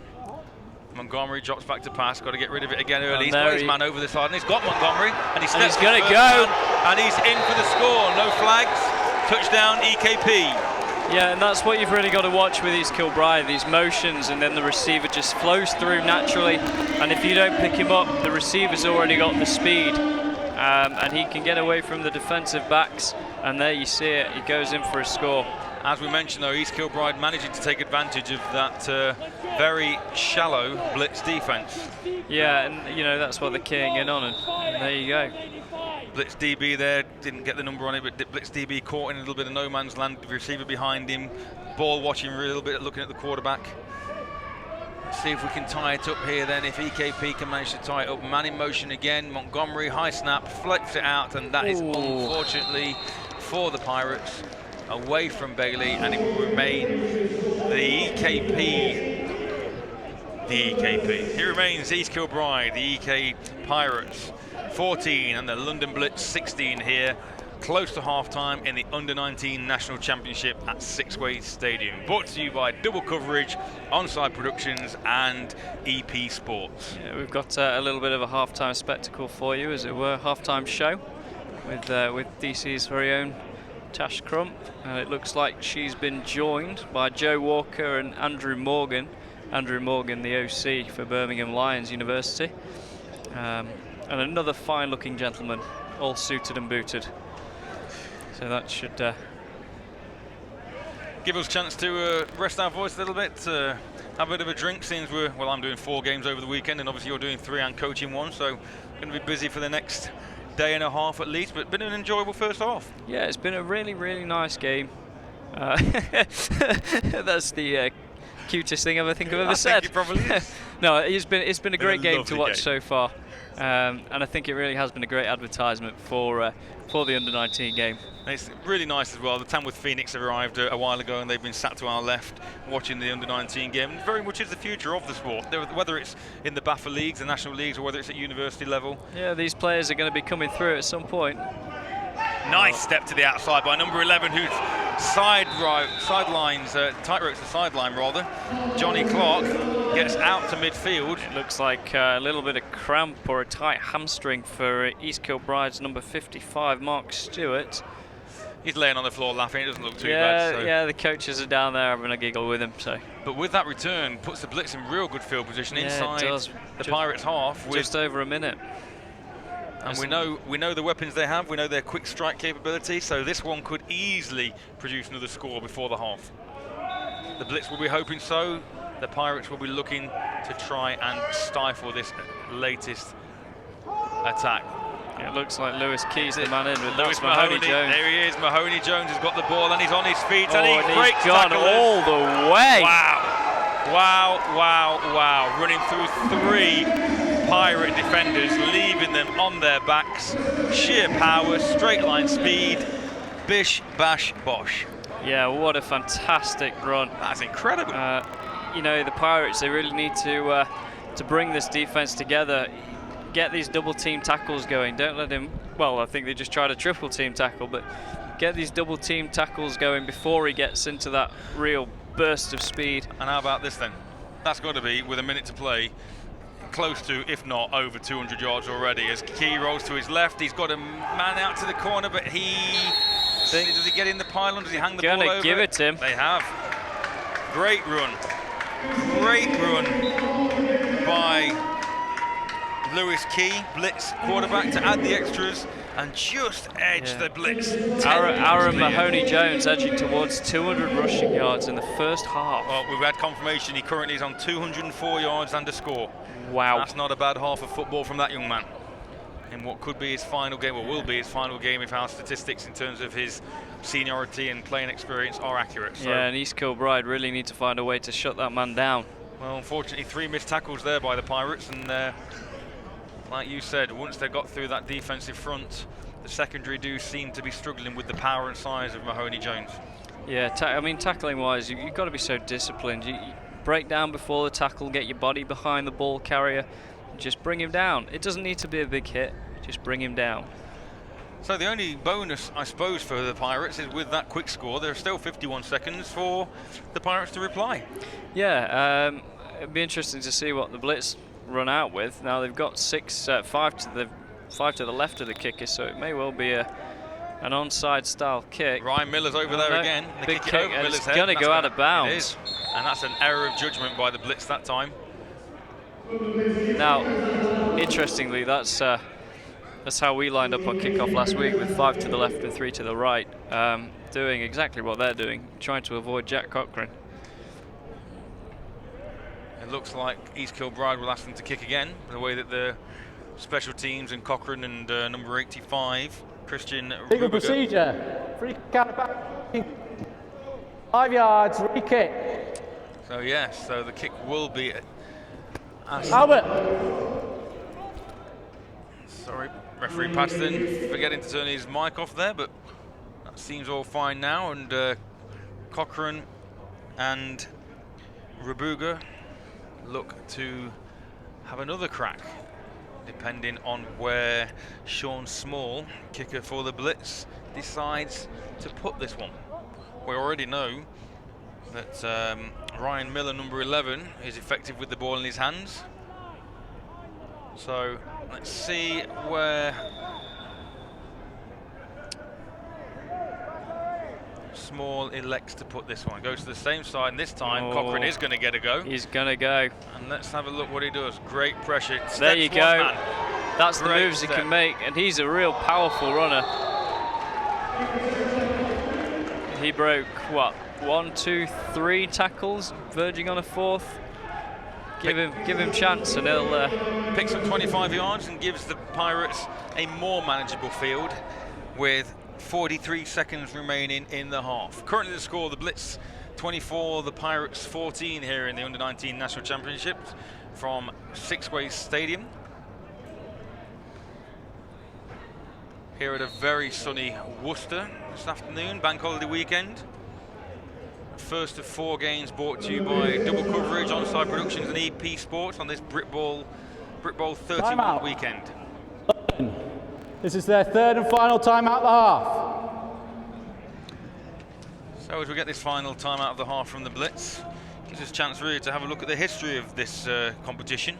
And as you mentioned to me off air earlier on today, very much dominated by London sides, or southeast sides, particularly with Kent rolling out winners last year. But then 2015 the Blitz winning, 2014 the Blitz, the London Warriors in 2013, 2012 and 11 back to the Blitz.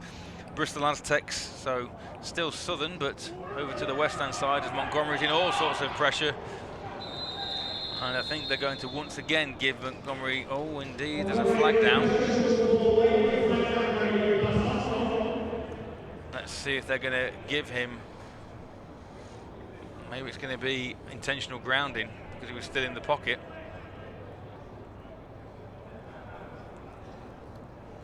Intentional ground, offense. Loss of down at the spot of the foul brings up second down. So indeed, because he hadn't managed to elude the tackles, he's just thrown that ball away to elude the sack, and unfortunately the intentional grounding call has been pinned on him. So yeah, so the Bristol Aztecs victorious in 2010, then back over to London Previous Blitz, play Knights. is under review. Our first review of the afternoon, as the officials discuss whether or not. I think Matthew Davis just wanted to make the TV box sign. He made it very well. He did. I It was a nice well. one. No, it should be worth it. Well, it's certainly worth noting that this finals will be trialling some official reviews. The officials can call it at any point on various flags. The coaches have one challenge throughout the whole game. After further review, the ruling on the field stands. Loss of down, second down, out of the foul. So not only is it a loss of down, but also the Pirates are marched back for that intentional grounding call by Montgomery, but he really had no chance to do anything much else. Again. No, he didn't. And here he comes again. Looking to try and get Hunter out in space again. Number 84 seems tasked with covering for the Blitz. Prior to the snap, false start, number 88 offense, 5 yards, still second down. Now we get to the point where the Pirates are almost hurting themselves, marching 25 yards back on a couple of plays. Yeah, you know, the second down, the Blitz have one timeout left. Just take a knee or run the ball, just get into the locker room, reset, refresh. So, second and a lifetime for Montgomery and the Pirates. Ball's handed off this time to Hunter, and Hunter makes one man miss. And he's made another man miss. And he battles his way up to the 35-yard line. Yeah, he read the seams he was given really, really well. Picks up 10 yards. And will bring up third down as the clock continues to run with 20 seconds left. Timeout. East Kilbride, this is their second timeout of the half. It's interesting. With 13 seconds left, 60 yards away from from pay dirt, they elect to take a timeout, which would lead you to think that it may well be that they're going to try something. Well, there's 26 seconds left. Maybe that's what it is then, the difference between those 6 seconds equally valuable. Third and long as well. We'll see what they do. See if they just launch the ball deep. If he gets time to, and he does put it deep. This time the man... Oh, that was McDonald. I thought he had a second chance on the bobble as well. Just didn't look it in. John Costello in coverage there for the Blitz, and he did stay in a good position there. 22 seconds left. I think they're just going to blow the whistle. Or punt the ball, rather. Punt the ball away. Punt the ball, then blow the whistle.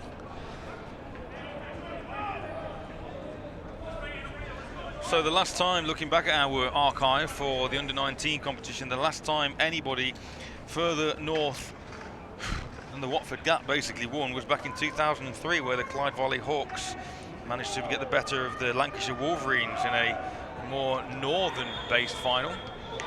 But prior to that, it was all London, the Olympians, the Capitals. Lancashire Wolverines had a good run in 97, 98.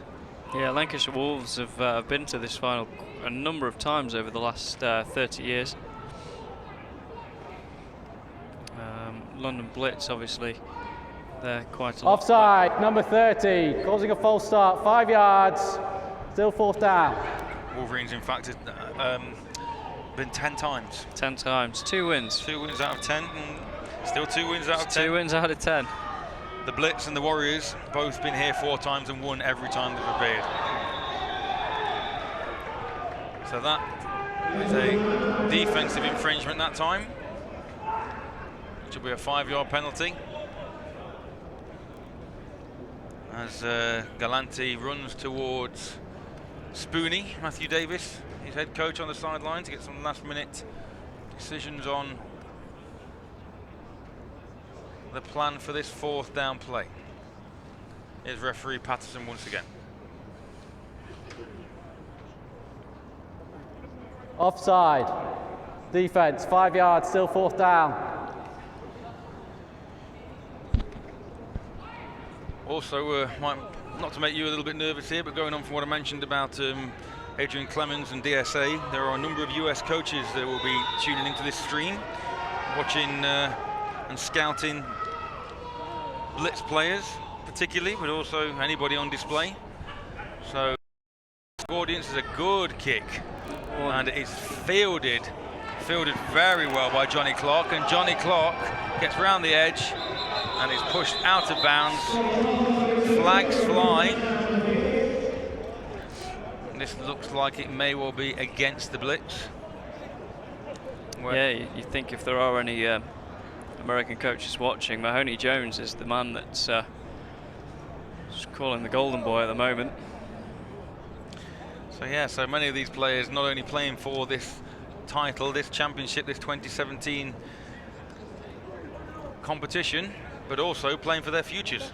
Yeah, I mean, what an opportunity it would be for some of these young guys to be picked up by some of the coaches. During the return, illegal block in the back, number 20, half distance, Gold's ball, 1st down. So 10 seconds left, 1st down, Blitz. They're going to be inside their 10-yard line at the 8.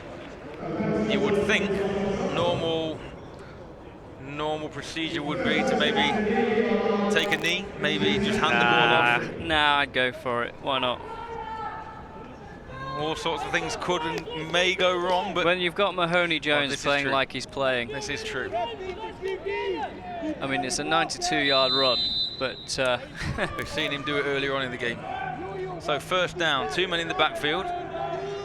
Keith does hand that ball off, and Jones. Oh, and that's really nicely played by the EKP defense. It's number 58, Craig Sanders, who meets Jones early, pushes him back, loses a couple. And I think that is the half, and indeed. So at half-time, with a really entertaining first half, a bit of a scrappy second half, but a very entertaining first half, we have the score of the East Kilbride Pirates 14 and the London Blitz 24. We will be back after we've had a short break, but for now we'll hand you down to our sideline studio, and I'm hoping that Tash is there ready waiting for us. I am ready and waiting, and I have some lovely guests with me. I have got Phil DeMonte, I have got Andrew Morgan and Joe Walker. How are you all doing? Yeah, we're great. Thanks very much. Thanks for having us. Bit of a messy end to the second quarter. What are you guys thinking right now? It was kind of sloppy. Neither team seemed to be executing exceptionally well in the second quarter. First quarter was a totally different affair. It was nice and clean.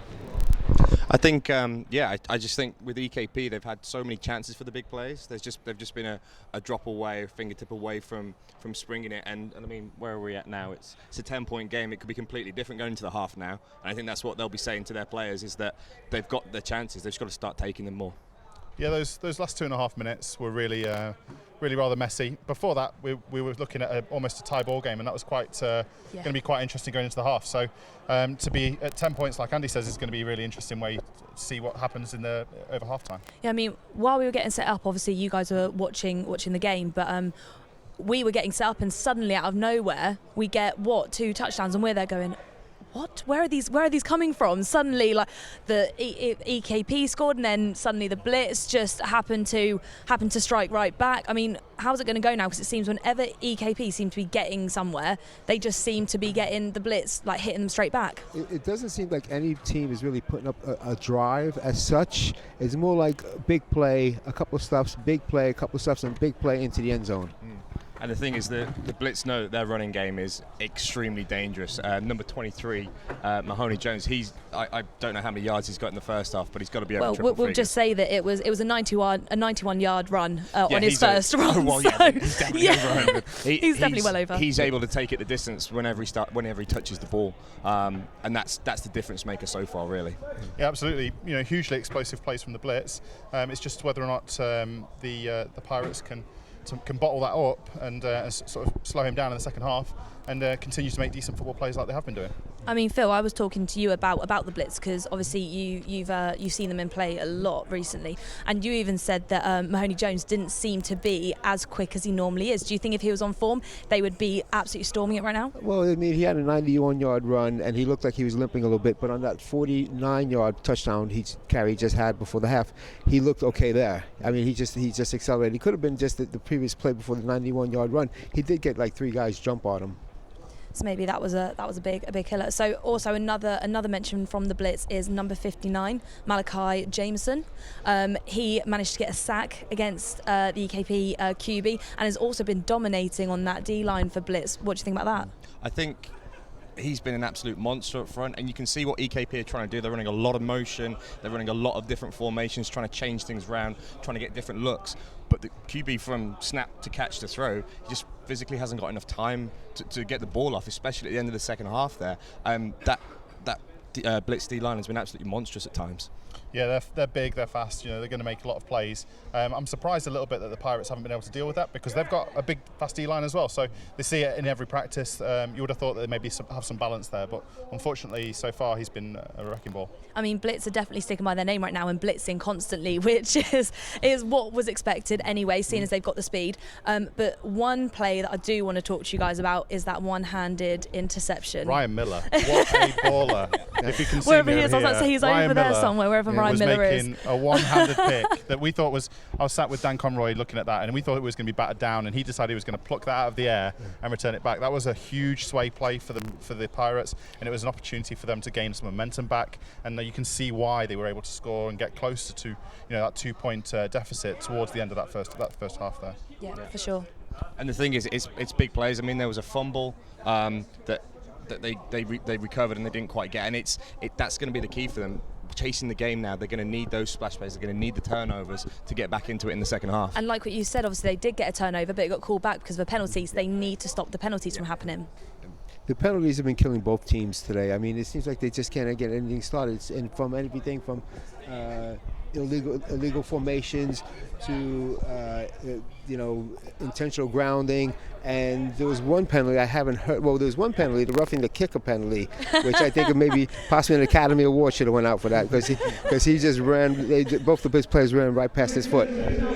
No, it has been a great game so far. Obviously, I didn't really know a lot about both teams coming into this, and talking to you guys definitely helped me. And you guys told me to look out for 88 especially and 81 on EKP, and they definitely have been putting their work in. So I mean, what do you think about the receivers? Because there hasn't really been much of a passing game, but when there has been, number 88 and 81 from East Kilbride have been absolutely smashing it. The big difference I've seen about the passing games is when the Blitz have put in number 15. He's been able to throw the football where his backup hasn't been able to throw the football. But number 10 for East Kilbride, he's been slinging that ball all over the place, and you can tell his favorite receiver is number 88. Yeah. The thing I mentioned earlier, the Blitz in their defense, they won't play with a safety, and I think it was 81. Yeah. He's one-on-one with his guy with no help.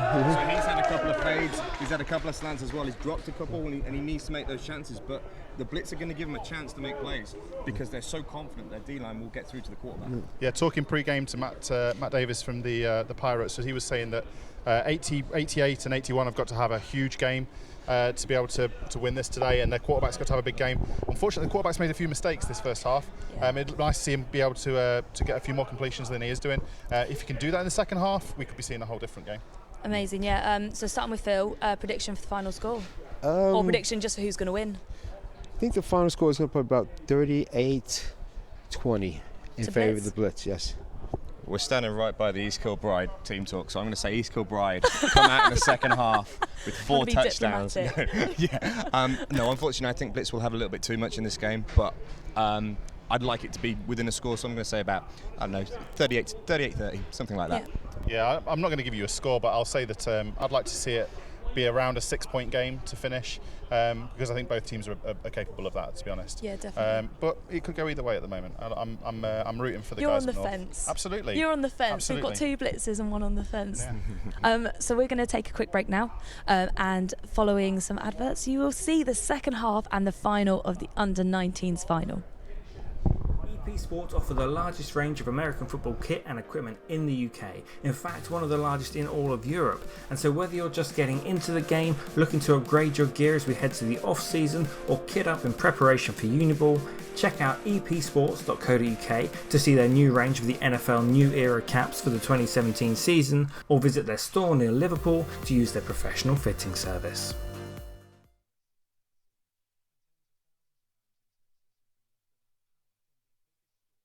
Hello Britball Nation, and we very much hope you're enjoying this live stream of the entire Britball 31 weekend. While we've got your attention, just a quick note to say that all this is only possible thanks to the support of EP Sports. We're huge fans of EP Sports here at DC, and not just because we've worked really closely with them over the past couple of years, but because they're also among the top advocates of the domestic game in the UK, supporting teams, events, and of course providing superb access to the very best equipment to ensure you're able to succeed as a coach or a player before you even step out onto the field. We talk about Joe and his team at EP as ballers for ballers. These guys have played at the very highest levels of the game in the UK, winning national championships both at home and abroad.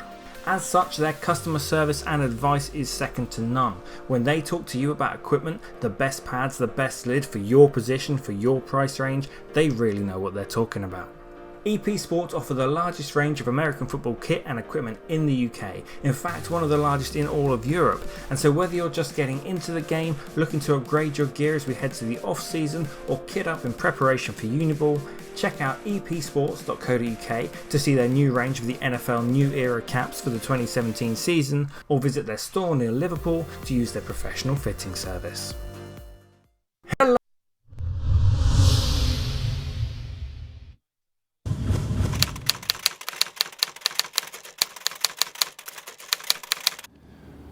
The big challenge in rugby union, rugby league and American football at the moment is the ongoing safety concerns. Concussion is a big topic, impact injuries. So let's just look at the tackle in isolation.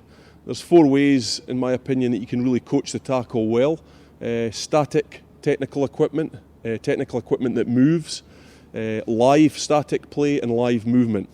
There are others as well that are being developed. And I think you can develop the tackle technique best through those methods. Over the past 10 years I've developed training equipment for rugby union, rugby league that's used all over the world now by the best coaches, top teams throughout the world, specifically targeting the area of collision, breakdown, attack and defence, and the whole tackle area, which has always been a sort of major focus of mine. Over the past 3 years I've developed a tackle system that can be now used in football. The key thing when you're developing training equipment is they must replicate the movement patterns of your players, the key movement patterns that you want to create as a coach. Secondly, they must be able to give the athlete feedback, so if you don't carry out the drill or the practice or the technique correctly on that piece of equipment, it should just about tell the player. It must challenge your execution through the weight of the equipment and the design of it, the functionality of it, the size of it. So for example, you must have the correct density of foam in there. If you don't and they're too light, then they won't bring around the correct movement principles that you're trying to coach. It can't be seen as an easy option. There's a great quote out there, isn't there? If the training aid doesn't challenge you, it won't change you. You'll never beat going live. That's the number one thing. But we've got to be far more clever, in the way that we get there now, especially as coaches that coach collision, whether it be rugby union, rugby league or American football. We've got to be far more adept to creating sessions that are going to get our player to the end point in a safe manner. The key is that you must coach the key fundamentals, and I've always believed that although we talk so much about health and safety, the number one thing is performance. If we can make our players perform better, then it's obviously going to have an impact on the injuries that we see weekly, monthly and from season to season. So they're the key things. The tackle system has been designed to look at different levels. Level 1 from ankle to knee, level 2 from knee to hip, and level 3 from hip to pec. I'm a great believer that a player must be able to operate at all these 3 levels, must be creating the multi-purpose tackling machine, if that's how you want to call it. And I know that the grey tackle system will definitely aid that. It's been well used a number of the pieces in rugby union to great effect, and I know it's going to have great transfer into the sport of American football.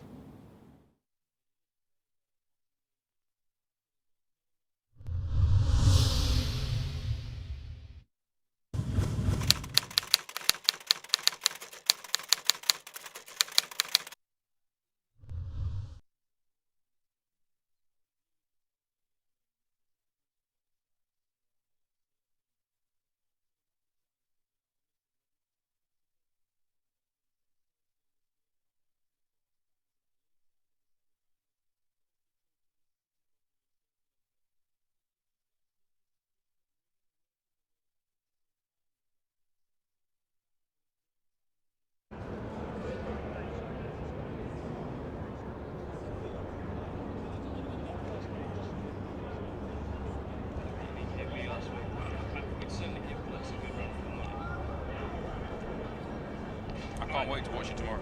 I don't think this Blitz team is.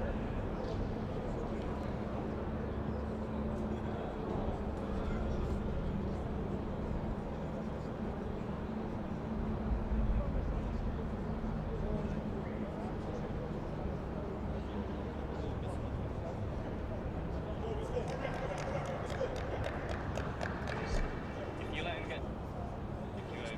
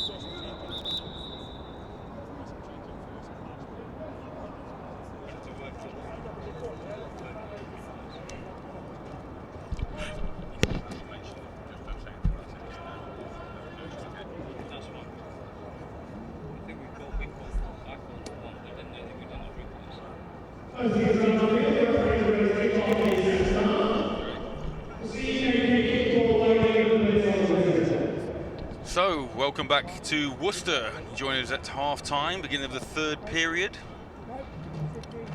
for this under-19 national final between the East Kilbride Pirates and the London Blitz. Blitz currently leading 24-14 at a sun-bathed six-way stadium in Worcester. Obviously, if you were with us at half-time, you'll have heard the guests down in our sideline studio making reference to key players, particularly Jack Cochran, number 81, Fraser McDonald, number 88, and Sam Montgomery, quarterback number 10. And as George and I mentioned in the first half, there are plays there to be had and success to be had if that East Kilbride offensive front can pick up the blitzing blitz. Yeah, bringing some real pressure on Sam Montgomery. He's doing relatively well. He's completed a few passes. But they need to find a way to block that power, that pressure. very much so the story of the first half is Aaron Mahoney-Jones, number 23 for the Blitz, 204 yards rushing and a score. Phenomenal, really, from the senior for the Blitz, taking the whole offense on his shoulders and also playing some defense as well. Yeah, what a talented young man, physical, fast. You know, he just likes running with the ball. I think he's happy doing that, and doing that he shall. And clearly the coaches are more than comfortable putting the ball in his hands. Strikes me as well that he's a very patient runner. He is. He reads the seam, waits for the seam very, very well. He struggled a couple times when EKP's lateral defense picked up. Couldn't quite find the seam. But they need to work on that from a defensive perspective to stuff him up and keep him out of the game. Bounces to the outside very nicely, and we saw that on the big run in the first period and on subsequent runs during the second period as well. So here we go, third quarter action underway here from Six Ways. As Johnny Clark fields the ball at his 15-yard line, looks for a seam up the middle and runs into his own man. It's a big hit, number 55 for East Kilbride. It's Mark Stewart. But the Blitz will be first to strike in this second period of the national final, brought to you by Double Coverage, On-Site Productions, and our friends at EP Sports. So as Tash was mentioning, penalties littered the second quarter and kind of stopped momentum for either team, really. Yeah, I think with Blitz's quick strike offense, I think that probably helped East Kilbride's defense. East Kilbride a bit more of a, we'll take what we can offense. And so, it didn't help them obviously going back, but there you go. Lewis Key starts the second half again at quarterback for the Blitz.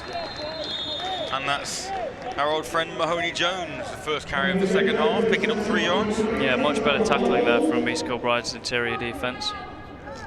2nd and 7 for the Blitz.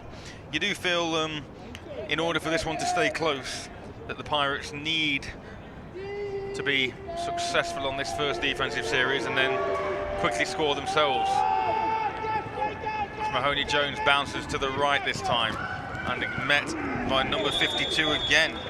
Yeah, not be far away from the first at that though. Mark Cochran that time on the tackle.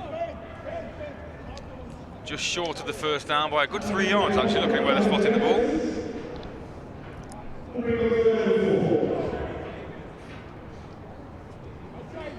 Again, our officiating crew this afternoon.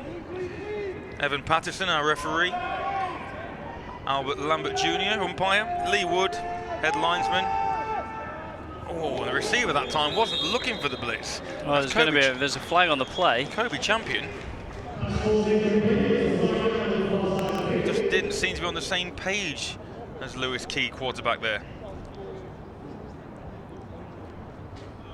So 3rd and 3, first big play for the East Kilbride defense to see if they can end up stifling this initial possession of the Blitz from the second period.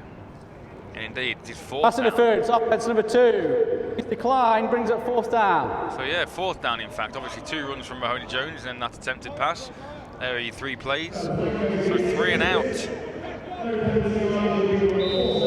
And on comes Mr. Cochran. Saw a flash of what he was capable of on a kick return in the first half. East Kilbride. That might be a kit infraction, as 65 for the Blitz ran on and has been sent off. He didn't have his chin strapped on up. No penalty called on it, just asked him to leave the field, and Mahoney Jones comes back on to replace him. Mahoney Jones being the up-back.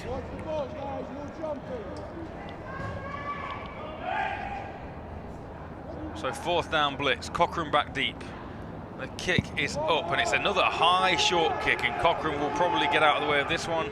It takes the Pirates bounce, and is fielded at the Pirate 44-yard line, where they'll start their initial possession of the second half.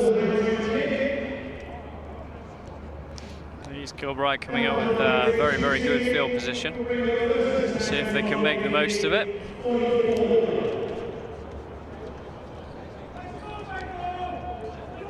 See if they decide to run the ball a bit more this half. They seem to do pretty well against the pressure that the Blitz will bring in. Flag right before that play gets underway, which is normally some sort of false start infringement.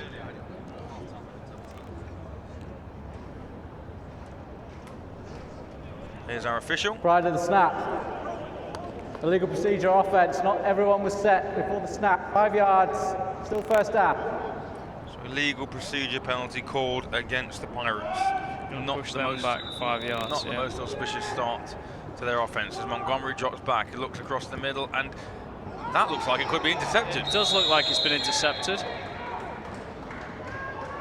And it is. It's signalled blitz ball. There looked to be a lot of contact. I would argue that was defensive pass interference, but and if I was the coach, I'm not quite sure whether it was an official challenge in the first half or whether Coach Davies has a challenge, but I would be challenging that, and you have every right to do so on a pass interference call. Nevertheless, John Costello, number 20 for the Blitz, comes up with a real fantastically athletic play, concentrating and wrestling that ball away from Fraser McDonald. So, Blitz back on the ball. And another. Yeah, it's getting scrappy.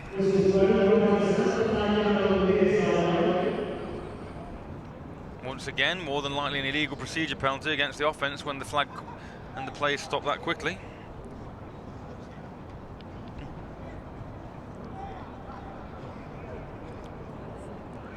Officials discussing what the call will be.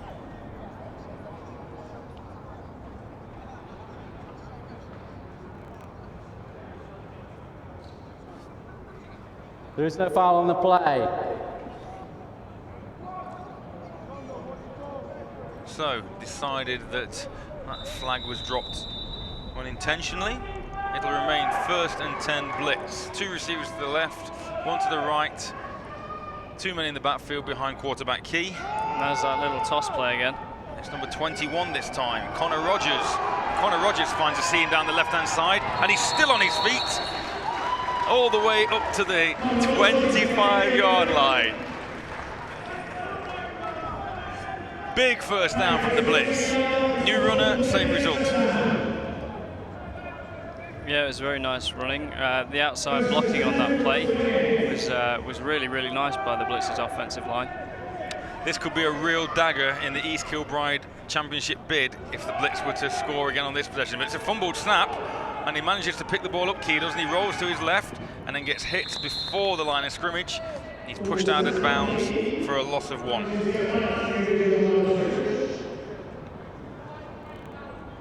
Second and 12 actually on the play, so it's pushed back 2 yards on that last carry.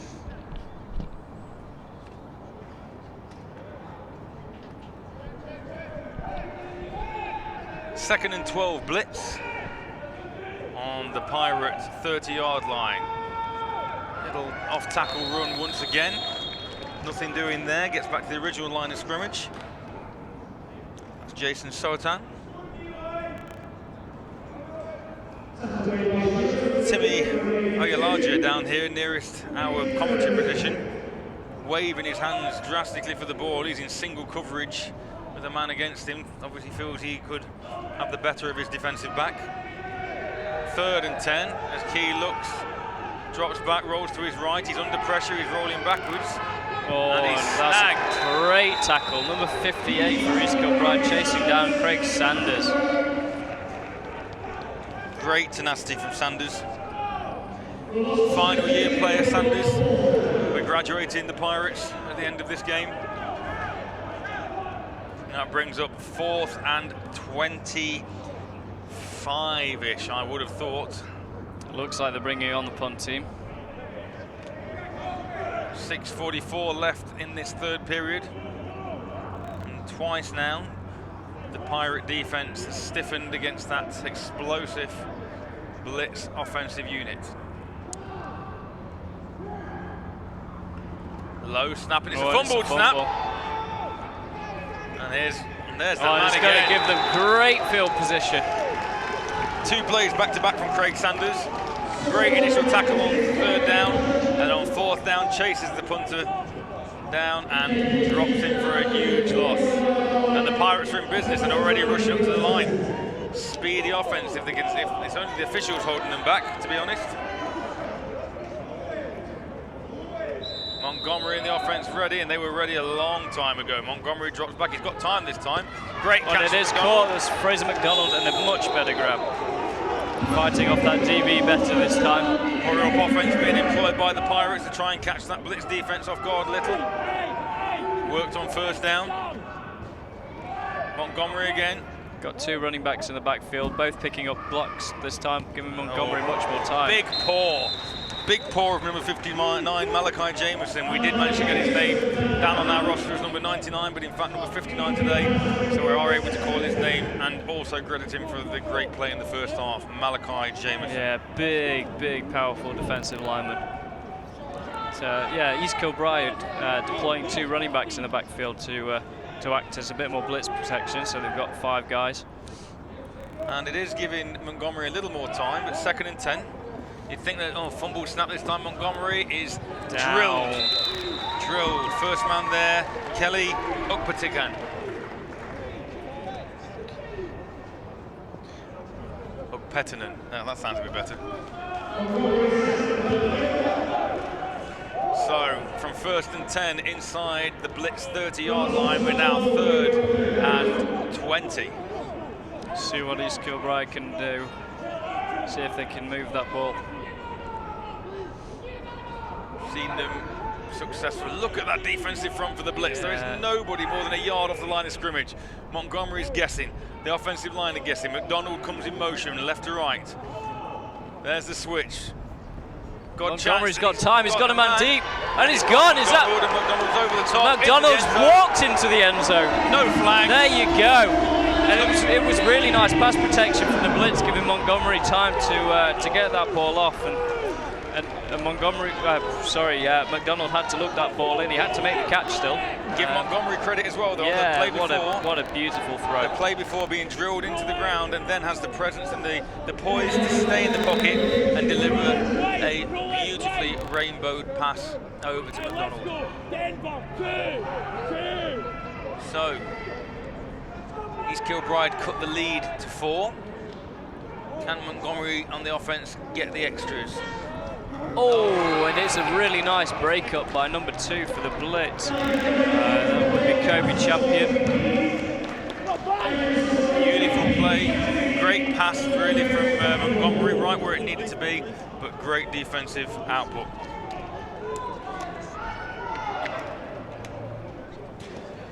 Montgomery with that touchdown reception now has, McDonald has 4 receptions for 92 yards and 2 scores on the afternoon. Yeah, really promising receiver.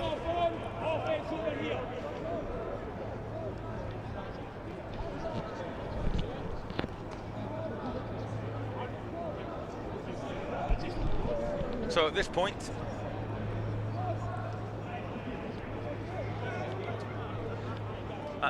as we await the kickoff, I believe we have Rose on the blitz sideline again, who has Coach Henry. Are you there, Rose?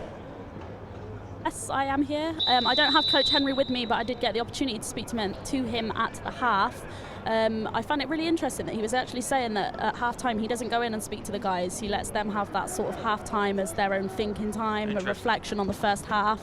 Obviously they get spoken to by their positional coaches, but yeah, I thought it was really interesting that he just sort of sits back and he has faith in his coaching staff. But he said that, they go against their competition, they've got respect for their competition, and they're just going to go out and play their second half of football and hopefully get some scores on the boards. Thank you very much. Interesting. Yeah, that is. How do you find that, Coach, about not talking to your players at the half? So last weekend, I allowed our quarterbacks, our players to go into the changing rooms, and Tom Henley actually asked me if he could speak to the players before I entered. So similar sort of thing. I mean, obviously I've not got the positional coaches that Coach Henry has, so I have to make something known. But yeah, Tom gave him a drilling, and I just gave him what I thought they needed to hear. So. And then, guess who? Mahoney Jones again on a big 25-yard pickup. The golden boy.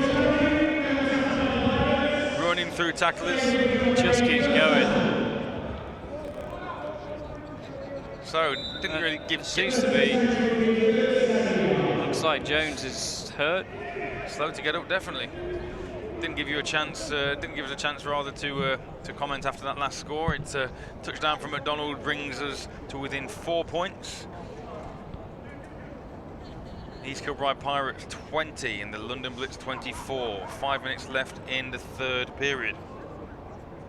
Try and bring you some stats whenever we can.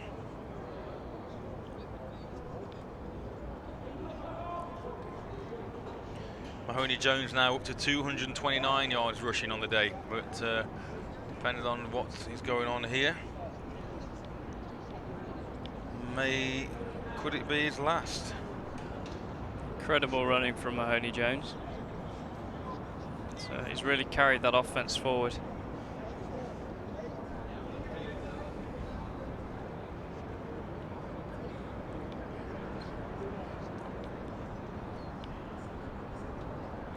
So just as we await this injury timeout, a little precursor, following this game, 4 o'clock, we have Brit Bowl 31, the national championship for the senior, the adult leagues. Kickoff will be 4 p.m. as I've mentioned. The Tamworth Phoenix will be taking on the senior outfit of the London Blitz. So the London Blitz represented both at under 19 and at senior level this afternoon here at Brit Bowl. It'll be, like I say, a 4 o'clock kickoff here from Six Ways. George and I will be continuing our commentary. And, stream brought to you by Double Coverage, Onside Productions and EP Sports will continue across the afternoon and into the early evening for Brit Bowl 31. So stay tuned for that. And this junior championship game has been a nice aperitif, I think, warming up for that big game. Yeah, absolutely, and these two teams have really come out and given us a show. We've not had a complete blowout from either side, and it's still a nice close game. First down, Blitz. Oh, Connor that's Rogers. Great stuff up in the backfield, 58. Craig Sanders once again for the East Kilbride Pirates. Craig Sanders really come to the fore on this last couple of defensive series. Takes down Connor Rogers on first down, so it's second and 18 Blitz.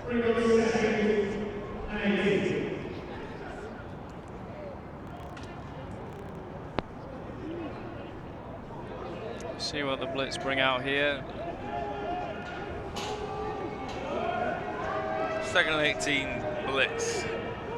Key rolls to his left. He's got a man chasing him, and now he comes back to his right, and he's got another man. And he throws that high out of bounds. Yeah, really nice pressure by East Kilbride. Number 99 Ben Hewitt, and number 55 for East Kilbride Mark Stewart. Just containing him, not approaching him, and allowing him to burst round them. So Lewis Key remains at quarterback. I find it quite interesting that original quarterback Jake Bonds wasn't in for very long. Yeah, I mean, Jake, I think, is the more of the passing quarterback. And having said that, Lewis Key's throwing a very nice ball. Lewis Key's throwing a very nice ball. There's Rogers again. Sorry, George. Rogers looks inside, bounces it to the outside, and he is met with a fantastic overfield tackle by Callum Ferguson, number 29 for the Pirates. But I think Lewis Kay, he's a more athletic guy, and he brings a bit more to him. Rose is keeping herself busy on that Blitz sideline. She's currently with 2 Blitz coaches. Rose? Rose. Hello, can you hear me? I can hear you. Are you there? There We go. There yes, I can hear you. Okay, got 2 Blitz coaches there, have you? Yes, I'm with Cole and I'm with Darren, Blitz coaching staff. I'm stood with them. Guys, what do you think of the game so far? Very good. Too close, obviously, from our point of view. But yeah, very good, very interesting, very tight game. Yeah, and any outstanding players, obviously, other than number 23, who's got over 200 rushing yards so far? Is he really? I didn't know that. Outstanding players? Yeah, 59, Malachi, he's having a pretty good game. Number 2, Kobe Champions, breaking a few passes. Offensive line's playing pretty well for Blitz as well. Like, Aaron gets a lot of his yards off the back of good blocking. So. Brilliant. All right, thanks, guys. Guys, back to you in the box. Thank you very much. Some great comment there from the Blitz guys as McDonald is found with another reception. Oh, he's gone. He's broken the tackle.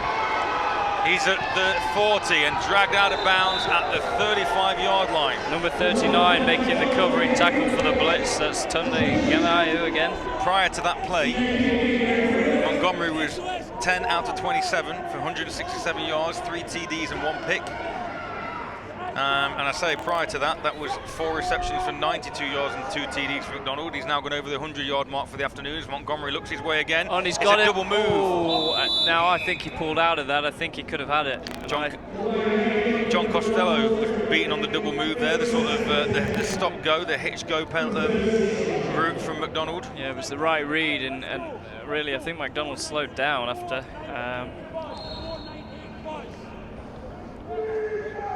So nice numbers.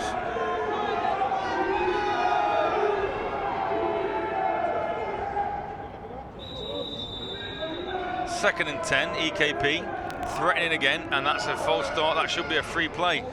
McDonald going for it again. See, I would argue that defensive back is all over him, and why defensive pass interference hasn't been called yet is a wonder. But there you go. I'd be inclined to agree with you. There is a flag on the field. So yes. Offside. Defense. 5 yards. Still second down. Interesting though, McDonald didn't seem to sort of dispute too much about it. He just seems to be getting on with stuff. Yeah, gets on with stuff, but from a coach's perspective, I'd be questioning it. Montgomery over 200 yards passing now, 212 yards on 13 completions as he looks for McDonald again. And McDonald. That was a fantastic hit that time from the defensive back, John Costello. Brilliantly timed. Perfect timing. Met the man as soon as the ball did. McDonald has 97 receiving yards alone in the third quarter. 137 receiving yards. It's impressive, isn't it? 137 receiving yards so far. So it's impressive to see Mahoney Jones do what he's done, but with the junior game, the running game can be more prominent. To have it done with a receiver, particularly against a great defense and so much pressure on Montgomery, is really quite impressive. Montgomery's hand hit there as the ball came out. Fortunately, just dropped. Yeah, great pressure again from the defensive line, the defensive present there. Looks like East Kilbride are going for it on 4th. With just around 2 minutes 50 left, and there's an offside penalty again. He's so got his free flag. play. That's going to be a first down either way. Overthrew McDonald that time, but like you say, automatic first down for that aggressive blitz defense. And the Pirates move the chains again. Since the first half, Bailey was just run onto the field for... Offside. Defense. 5-yard penalty results in a first down. Bailey, number 82 for the Pirates, was quite prominent in the first quarter, and he's gone a little quiet since as Montgomery is favoured McDonald and the height he has, although the... Timeout. Champion... London, this is their first time out of the half. John Costello obviously is not as small for a DB. No, he's very, very aggressive, and I think that's what's kept him in the game. Obviously, McDonald's got a number of catches on him, but for example, the previous play, nice tackle, nice hit just as the ball came. So, first down, East Kilbride in their quest to take the first lead of the afternoon. What I love about this game actually is the fact that you've got two outfits here. The Blitz are having their success running, bouncing to the outside, power running game and pressure on the defense. And obviously the Pirates having their success through the air. You've got two separate organisations separated by 4 points but playing very different styles of football. Yeah, and I think it's really great to see. It makes things difficult for the defence. Blitz have thrown a few passes in, and the Pirates have thrown a few runs in. But it's nice to see a prominent passing game. And I mean, the London Blitz O-line and Mahoney Jones have, well, been sensational. And not only with his running, but his power. Every score that he's had this afternoon, he's run through. He's left tacklers in his wake. It's not that he's had a lot of open field necessarily all the time. He makes his own field. He does. He makes his own spaces, and those big, powerful legs just keep on churning. Here we go again. How nice would it be to be able to play defense like this Blitz team and have that many people close to the line? As Montgomery drops again, he this time looks to Bailey. Oh, he's got Bailey a man. has Bailey round the corner, and he's in for the score. No flags, and the East Kilbride Pirates take their first lead of the afternoon. And Montgomery did a very, very nice job to throw that ball over the sheer height, the towering dominance of Malachi Jameson. Malachi Jameson, and what a great throw. See if the Pirates can add the extra deuce to pad their lead to 4 points.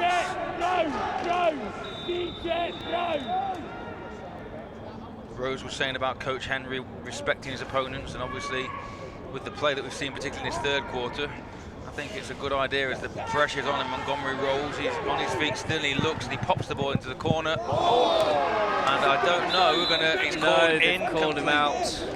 Called him out of bounds. Fortunately, McDonald bobbled that ball, didn't take it cleanly, and as a result couldn't get 1 foot in bounds for the score. Well, but 2 points ahead is better than no points ahead.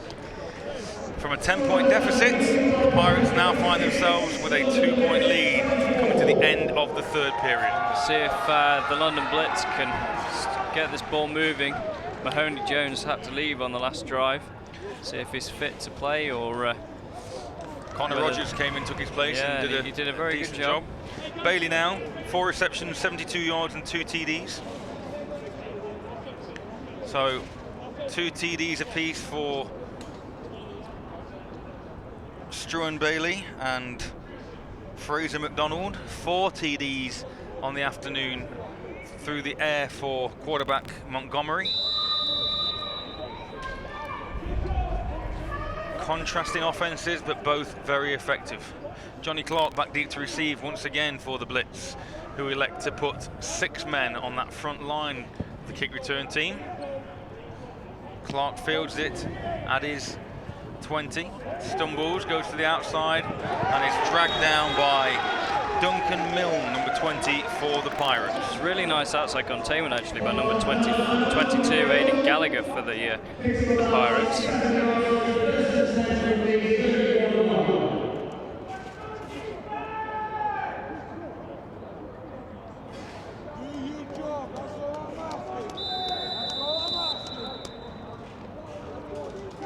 So, coming towards the end of the third quarter here in the Under-19 National Final at Sixways Stadium in Worcester on this sunny bank holiday Saturday afternoon. The Blitz will look to see if they can regain the lead. Keys hands the ball off. And that's Mahoney Jones. But it just shows the power of the man. He's met by Mark Cochran with an immense hit. Yeah, and Mark Cochran's a big lad, but Mahoney just kept fighting. He's struggling on that ankle, I think. But even so, he took that hit. He didn't go backwards on initial impact. What a fantastic little run. He's made a couple yards, but just shows his sheer power. Shows he's still in the game, even with a slight knock. So, 2nd and 10 after that stop. Ball flicked at. What do I say when we're coaching receivers? What do you catch the ball with? Your eyes. You catch the ball with your eyes first. Is number 8. Oyalaja looked downfield before he'd secured possession of that ball. It was a great read by Lewis Key to see the open man. And a well-delivered ball. It was bang on target. Receiver just looked away before he'd snagged that ball properly. So, 3rd and 10. In a spread formation this time. And now an empty backfield. See what pressure the Pirates can bring, and they do bring pressure. No flags. That was very fortunate. I think that was a face mask. I saw what you saw. Yeah. What a defensive series by the Pirates. The officials see what the officials see, though. But I'd question that. So, after the go-ahead score from Bailey and the Pirates, a great defensive series from the Scottish outfit brings up 4th and 13 for the Blitz. And the Blitz wobbling a little now. And who's that man back deep to return again? Cochran. See if Cochran can get his hands on this one. That's a good kick, and he may well have a chance, although it's bouncing away from him. No, he's going to go out of bounds, I think. picks that ball up. And a good kick that time from the Blitz special teams. Yeah, see if the Blitz defense can find that initial pressure they had earlier in the game, that initial penetration, and put some more pressure on Montgomery.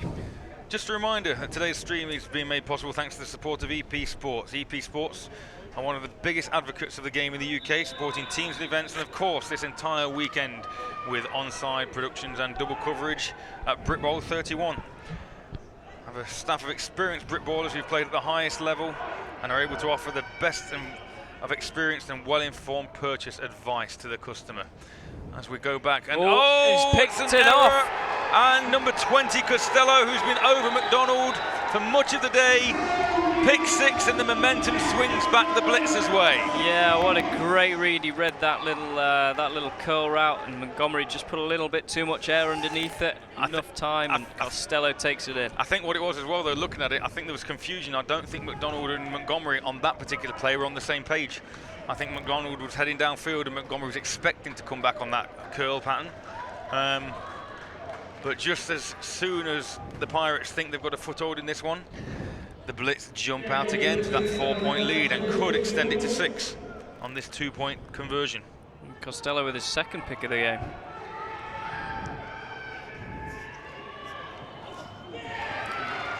And that's Rogers round the corner, in for the score, and just like that, the Blitz are out to a 32-26 lead.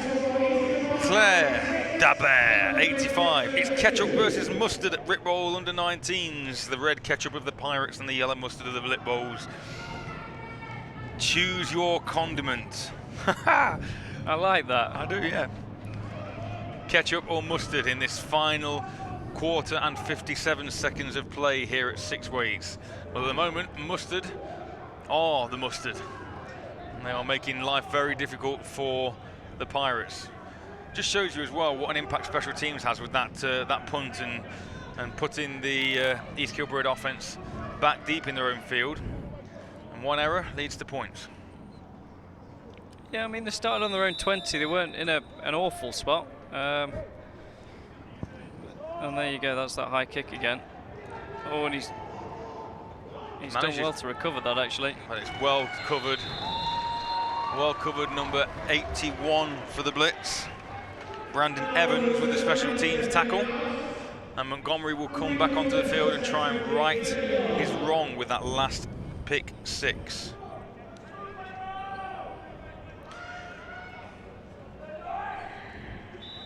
So yeah, we've mentioned Craig Sanders' name a few times this half. Craig Sanders has already had 3 tackles for a loss now in this half. Montgomery's look for Ferguson. Ooh. Again, and Costello is... Costello's really, really doing a great job on that coverage on a taller receiver as well. And McDonald looks hurt. Slow to get up. I think he's coming off maybe. Fingers. Yeah. On to replace him for the first time today comes Stephen Murdoch, number 86. Looks like looking down from our position, looks like a wrist or maybe a thumb for McDonald. So now without his favourite target, Montgomery's got to look a different way, and he looks to the corner. Oh, and it was nearly another pick. If he'd have gone for that with 2 hands, as I would have thought, Sophocles would have been coached, that might have been another 6-pointer.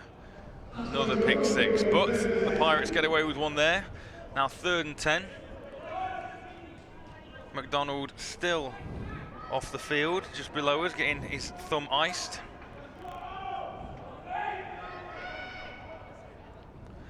Montgomery flushed. Oh, look at the pressure. Oh. And the ball's out. I think he was down. I think they'll deem him down. Not been whistled dead yet. It's not been whistled dead. Oh, well, and Jack Cochran, there you go. And that's He's going to take it to the house, I think. Wow. Number 84 has a chance to make the tackle and still going. And there you go. From a broken play, which looked like disaster for the Pirates, Cochran shows his magic and scoots 70 yards for a Pirates first down. Now I think they were probably hoping it was a fumble down there. But that's what Cochran can bring.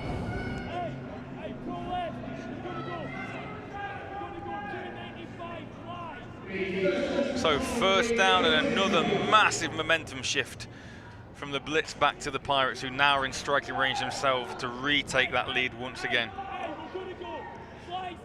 Montgomery, can he deal with the pressure?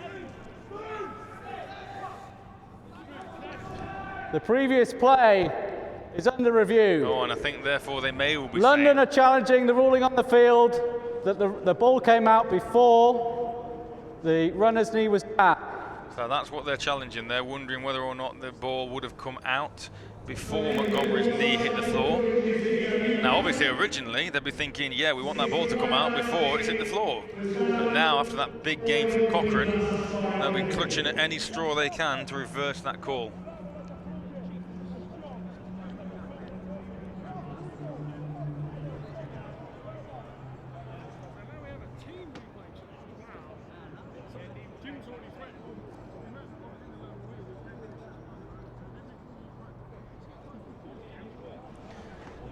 So the play currently being reviewed down at our onside production van by our replay officials.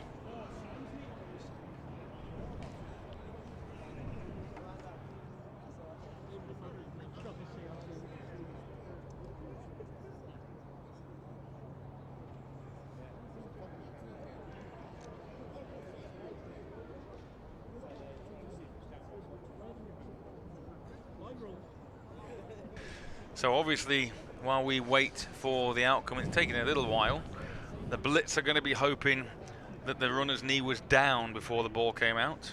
The Pirates are going to be hoping that Montgomery coughed that ball up whilst his knees were still in the air. And it's, as I mentioned, it's really interesting because 70 yards ago, the Blitz would have been hoping that the runner wasn't down and that ball was popping out. But then as a result of Cochrane's athleticism and ability to make something out of nothing, now the Blitz are hoping that Montgomery was actually tackled for the sack. Yeah, it'd be interesting. I thought it was a fumble from where we're stood. So, you know, is this the benefit of having this replay? That was my initial reaction as well. I think the message is being relayed to the official now. Evan Patterson, our referee for the afternoon.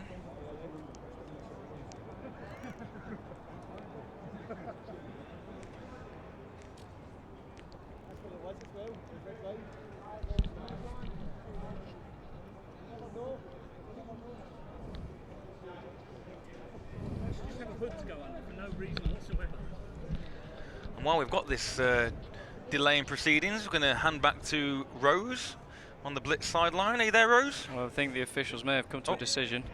Sorry, Rose, might have to delay this for a minute. After further review, the call on the field stands. London will be charged a timeout. So it does appear that it was a fumble. The ball came out before Montgomery's knee hit the floor, and as a result, that Cochrane run of 70 yards will stand, and the Pirates are in prime position once again. Yeah, see if they can capitalise on it. So, Rose, are you there on the sideline? Nope. Okay, we'll see if we can pick Rose up shortly, as I think she has a special guest from Bafra.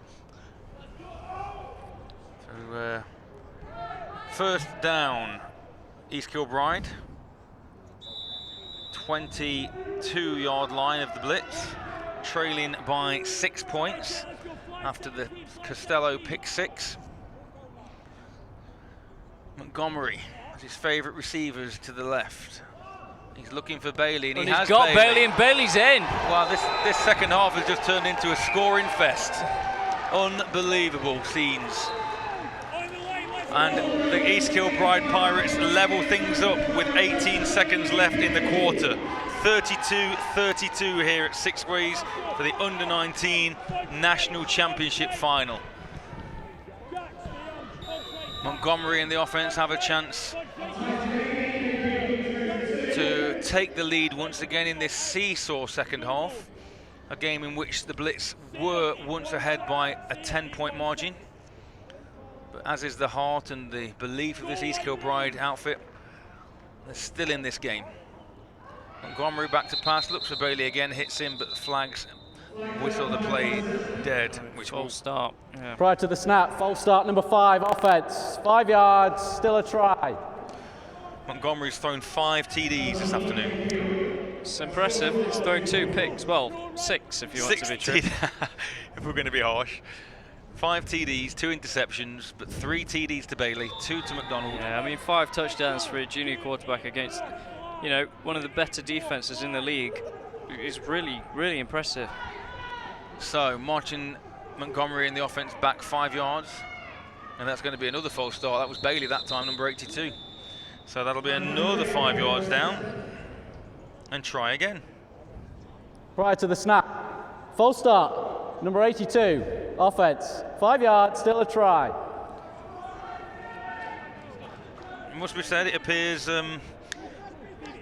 Spoonie and the East Kilbride Pirates like a challenge. Don't give us the extra point try from the 2. Take us back to the 17, or the 12 even. My math isn't that good. So yeah, 85 yards off 5 catches for Bailey. 3 TDs out of those 5 catches. Montgomery drops the pass. He looks for McDonald, and McDonald has the catch, but comes up 2 yards short, and the game remains a tie. 32-32, national final.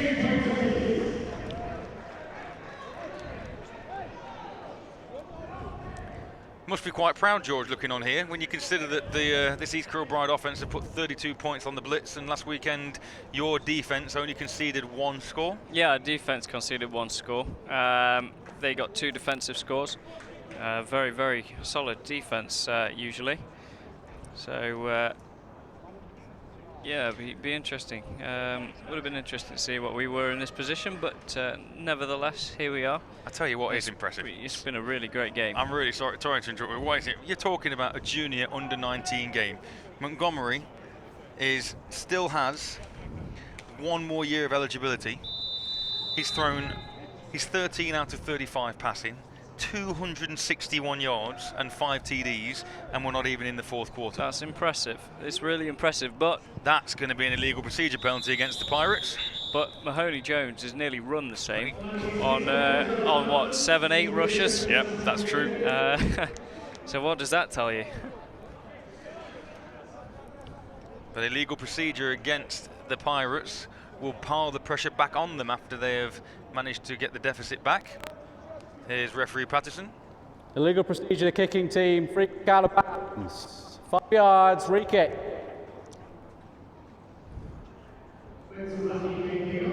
What a second half this has been. What was the score at half-time? 24-14? No, 24-14. 10-point lead at half-time. It was, you know, it's remained a close game throughout.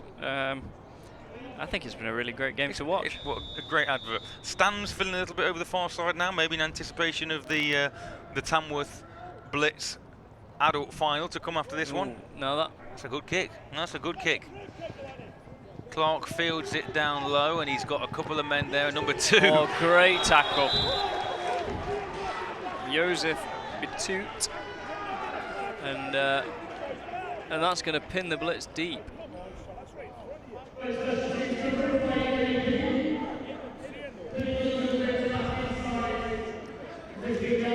So let's see what this Blitz offense can do.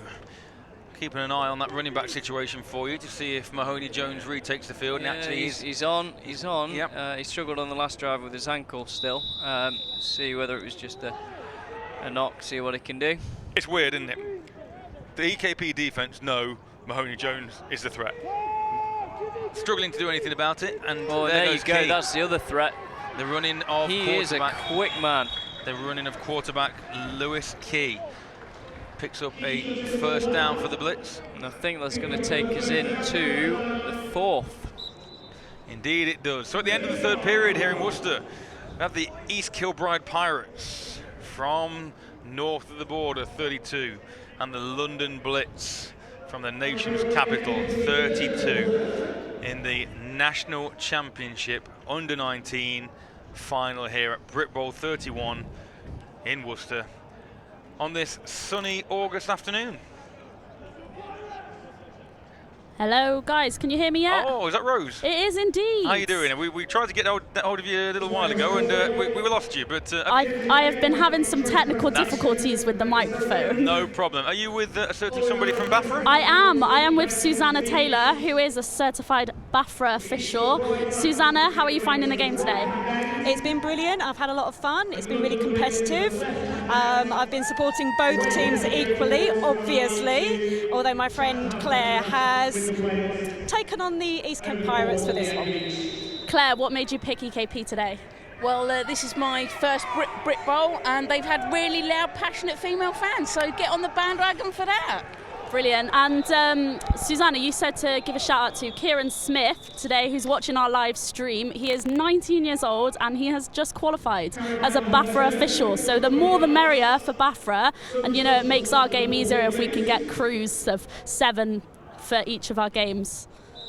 Absolutely, and if anybody does want to get involved, they can come and find me. I'm wearing a red Bafra shirt. If they want to ask me any questions at all about getting involved, they can do that. And of course, if they don't want to be an official, they can also support us by volunteering at games to be chain crew or ball boys, because that really helps. There you go, guys. You heard it here first. Come and join Bafra. That's brilliant, Rose, and it is fantastic. This game that we all love. We're all here for a reason. And that's for the love of this game. And there are so many different ways to get involved. Not only as a player, but as an official, referee, a club assistant. We have people down at the Nottingham Caesars who have never played the game, but just through the fact that family are involved, help out with kit and help out on game day. We should probably say that there was a fumble during Rose's time there, and it has been turned over to the East Kilbride Pirates, and McDonald's just caught it deep, and he's gonna go down at the 10-yard line. Montgomery comes up hobbling after that play. But yeah, so sorry, Rose. Brilliant to hear, number one, that we've got officials here from all walks of life, and men and women doing the same job. We've got 19-year-olds qualifying to officiate as well. So it just, as the NFL are trying to do, obviously that's why we're all here, and speaking with Coach Davis earlier on, we're here for the growth of the game. As much as we want a team to be successful that we're associated with, the growth of the game in this country is obviously vital. And any role you can take hold of, whether it's officiating, helping out in a club, coaching, is all valuable. And like you say, what a fumble on that previous play prior to the McDonald catch. And then Montgomery completes another one downfield, which will take him close to 300 yards passing. Prior to the snap, full stop, number 13 offense, 5 yards, still first down. Once again, East Kilbride making it difficult for themselves. Yeah, it was Mahoney Jones with the fumble in a bit of a pile-up situation, and East Kilbride jumping on the ball, first man to the ball. So another first down, but a first and goal 5 yards further back than previously wanted. First down, Montgomery looks to his right. Oh, it was a high throw, but what great coverage, and it looks like number 11 on the coverage for the Blitz. That was Johnny Clark again.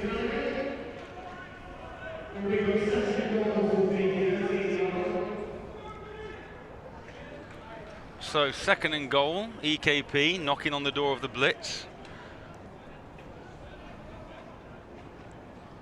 So yeah, McDonald will be close to 200 yards receiving. Montgomery close to 300 yards passing. Mahoney Jones over 200 yards rushing. Big hits all over the field on both sides of the ball. What a great spectacle for the game as again, yeah, miscommunication there. Montgomery thought that McDonald was going to the corner. McDonald was coming inside on a post, and a little mixed up, which fortunately fell to the ground harmlessly for the Pirates. Big third down coming up. Interesting, we may see a special teams field goal. Well, we don't see many of them in the senior game. We don't. Never mind the junior game. We don't. Something you practice much with your squad? Do you know what? In my tenure as head coach, we've attempted an extra point but twice, never a field goal, and only converted it once. So here we Brad go. Martin kicking it against Lincoln. 3rd and goal. He lost And the he ball up. He's got doesn't- McDonald, and and McDonald he's catches caught it. No And they've flags. given it. No flags. Touchdown, Pirates. Does that make 6? 6 passes, 4 scores through the air for Montgomery. 3 apiece for Bailey and McDonald. And the Pirates jump out to a 38-32 lead with 8:47 left in the game. See if they can convert one of these 2s. What a spectacle. I don't think you could ask for much more from a junior final than this. No, absolutely not. And the points are racking up. 2-point conversion coming. Bailey's got it in his hands. And He's still going. Still on his feet. In for the extra 2. And that'll give him an 8-point lead. The biggest Pirate lead of the afternoon. Now then. Wow. Strong boy, Bailey as well. Yeah, absolutely. But we know the Blitz are capable of scoring. They've put 32 points on already. Still almost a full quarter to play. So this is nowhere near over yet. You can hear the Pirate staff shouting to the players, this game is not over. And I know you and me both, it's the same coach wide across the nation. Regardless of the score, you want your players to still think it's 0-0 or that they're down by a certain deficit. Keep that concentration, keep the focus, don't get complacent. And as we've seen already today, you're probably at your most vulnerable just after you've scored, as you are in most sports. I must say as well, we've got James Smith alongside us, who's helping run the scoreboard and providing stats amongst other things. And James Smith is even impressed by the standard of play from a junior final. And for James Smith to be impressed by anything is a fair order. Quite something. It is, yeah. So it's always nice to see Jimmy smiling. So, Brit Bowl 31 weekend, under-19 national final.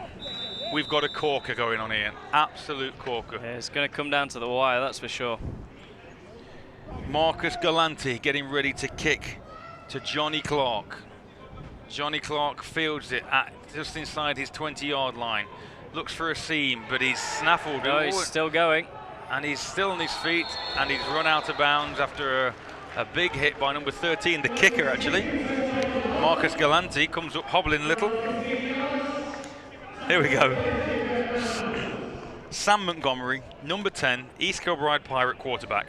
15 of 39, 304 yards, 6 TDs and 2 picks. I'd be happy with that. Fraser McDonald, number 88, receiver, East Kilbride Pirates. 7 receptions, 186 yards and 3 TDs. That's incredible. Oh, and here he goes again, Aaron Mahoney-Jones. And he's got the edge. He's round the edge. And he's got the first down. There you go. That's that power through one tackle. And what a great run. And as the Pirate coach has called, this game is not over yet. Not by a long way. What a great run. Once he gets around that edge, he is taking off. And they've got to do something to get that containment back together. First down London in Pirate territory. I think the concern here for East Kilbride would be if the Blitz score. The Blitz are much quicker at getting the ball downfield, obviously through the aggressive running style of Mahoney-Jones, and East Kilbride take a little bit more time. So time is going to become a factor very, very soon. New runner this time. That's number 30, Kelly Okpatenan. We've got a Blitz player down on the sideline, number 24. Sean Small looks like he's taken injury, taken a knock. I think they called over the medic. I'm not quite sure what's... it doesn't look great. What's going on? Although the official... waving the medics on, yeah. The medics don't seem to be... They're all just huddled in the corner. Now we've got their attention and they spring into action. So at this point in the game, we've got this little stoppage. A little bit about double coverage. I can see Nick Wilson-Town strolling along the sideline below us, prowling. Make sure that everything's going nice and smoothly for our stream this afternoon. Doublecoverage.com are committed to the growth of the game and increasing accessibility to the sport. To that end, they've teamed up with NFL Game Pass to offer a free full-year subscription to the best way to watch every single NFL game. All you have to do to be in with a chance of winning this year's subscription is head to facebook.com/double coverage or check out their Twitter page and share or retweet the competition post.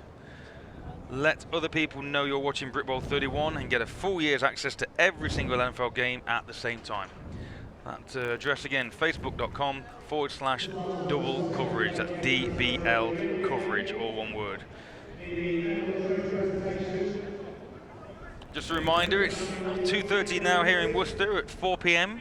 we have the pinnacle of the 2017 National League season, and that will be the Premiership Brit Bowl 31 final between the Tamworth Phoenix, the undefeated Tamworth Phoenix, and the London Blitz.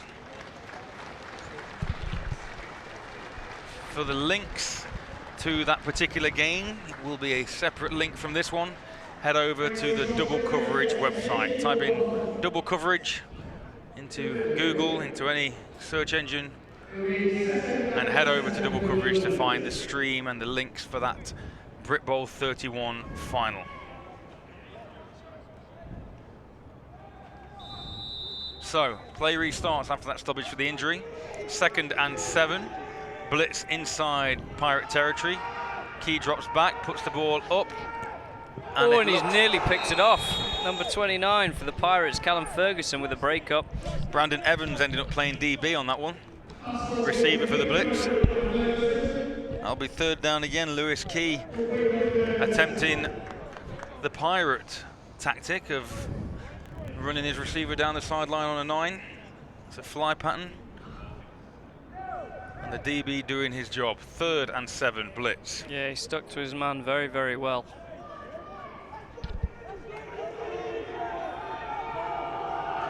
And there goes Mahoney Jones off to the right side. Cuts inside a tackle, cuts again, and it's brought down at the last gasp by number 90, Ben Gallagher, for a touchdown saving tackle. Yeah, further to the info that I gave you about that Brit Bowl 31 stream, go to db.com/Brit Bowl 31, and you should find the stream for the championship game coming up at 4 p.m. this afternoon after the conclusion of this one. So 1st down Blitz inside the 20. Mahoney Jones again round the left end. It's a great hit first up, that is. Yeah, that's DB 29 again, Callum Ferguson. Assisted by 52, Mark Cochran, whose name we've called a number of times. Mahoney Jones, though, gets lateral again, but this good lateral pursuit that time by the Pirate defense. 2nd and 10 at the 15. Key drops back to pass, puts the ball up to the corner. He's got a man there, and it's caught for the score. Absolutely incredible game. Wonderful touch by Lewis Key. Pops the ball over his right shoulder, and Tunde Ngannou pulls in another score for the Blitz. Wow. I'm not sure we could ask a great deal more from this game this afternoon. See if the Blitz can level this one up with the extra 2. Key again, fakes the pass, rolls to his right, looks for a man, but not this time. And that's number 58, that man again. Another tackle for a loss, Craig Sanders. Yeah, he's been in great form this second half. So, if you want to get in touch with us, I know for the championship game, Brit Bowl 31, if you want to get in touch with us here and hear your name mentioned on air, then there are various methods to do so. You can see on the screen at the moment, hashtag Brit Bowl 31 on Twitter. If you copy that in, let us know where you're watching from, who you're supporting, what club it is you're associated with, what NFL team you follow, anything you like, even what you're thinking of the coverage. We'll try and get you a mention on screen, give you a shout out at this national finals weekend here in Worcester. So yeah, Blitz stats now for you. That's first completed pass for Lewis Key. Second. according to my stat man, but yeah, I'll trust you. Second, he's already thrown 1 touchdown in the first half. Okie-doke. Our stat man stand corrected, but Mahoney Jones, 15 rushes for 284 yards. Oh no. Number 81, Jack Cochran there from the Heroics in the third quarter. Struggles. Yeah, it was really nice pressure by 39 for the Blitz there, crashing down on him. So we're going to cross back over to Rose on the Blitz sideline, who has a couple more coaches for us to hear from. Rose? Hello, guys. Hello. Hello, I am with Coach Chris Powells, who is the head coach of the Bristol Aztecs. Coach, how are you finding the under-19s game? Oh, it's great. I mean, I think the Blitz have got some scary-looking kids there. They've got some great size on the O-line. They've got some really nice backs, so I'm sure we're going to see those guys maybe next year or down the line in a couple of seasons. And obviously, last season you beat the Blitz, the adult Blitz, and this year they're in the final. Does that give you high hopes for next year? Absolutely. It shows us what we're capable of.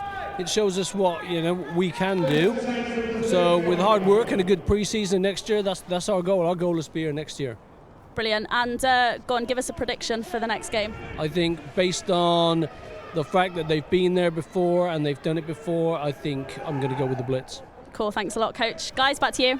Thank you, Rose. Some great work down there on the sideline, getting referees and coaches and parents, and yeah, fantastic to hear all the input from there. While you were away from us, you may have seen McDonald take another completion 20-odd yards down the field, which puts him close, or if not close, then over 200 yards receiving for the day. First down, Pirates. McDonald comes in motion. Delay a game penalty. Yep, took far too long to get that snap off, Montgomery did. For those of you that can see the back judge, he is raising his hand. Delay of game, offense. 5 yards, still first down. So run yards, pass yards for both teams. Okay, Blitz, run 307 yards, pass 41 yards. Pirates, run 35 yards, pass 304 yards. The exact opposite. Have a look at that. The exact opposite. It's crazy. But regardless, 340, 350 yards total offense, 700 yards total offense combined. It's phenomenal at junior level. Absolutely phenomenal. First and 15. McDonald in motion again. Here comes the pressure again. Throws off his back foot. Oh! Unfortunately for London, Dom Steer kind of took that away from Connor Rogers. Could have been another big turnover for the Blitz. 2 points down with 5 minutes left in the game. Second and 15 now. Montgomery definitely threw off his back foot that time. Floated that one over again, looking for McDonald. I know we always like to, when we commentate on our games, we always like to think of an MVP in a game. Good luck with this one. It's a difficult one, isn't it? On the ground this time. And Jack Hunter, in a rare run for the Pirates, manages to pick up 5 yards, getting back to the original line of scrimmage. It'll be 3rd and 10, and Hunter gets up limping. Looks like he's turned an ankle, or maybe an ankle or a knee as he comes off the field limping, replaced by Matthew Irvin.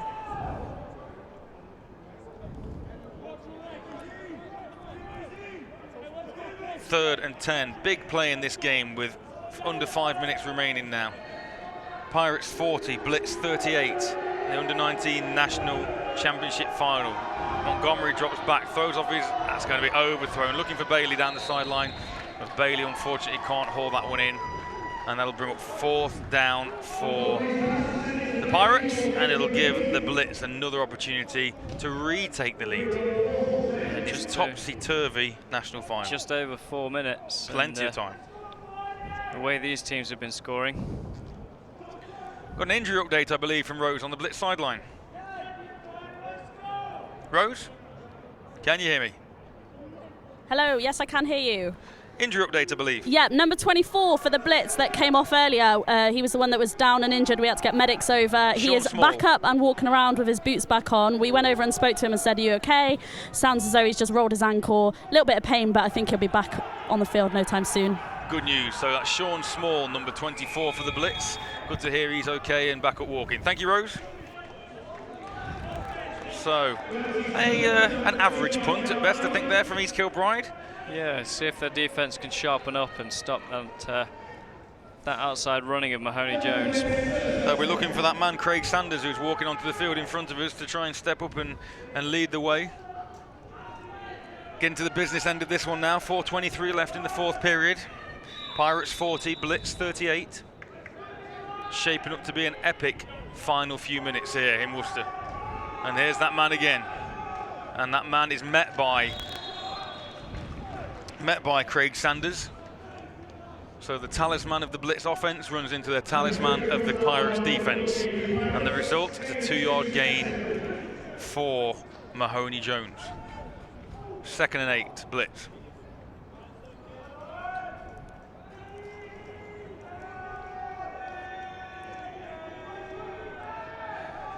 Mahoney Jones this time to the right side of the field. And he's got a gap and he's got a first down and more.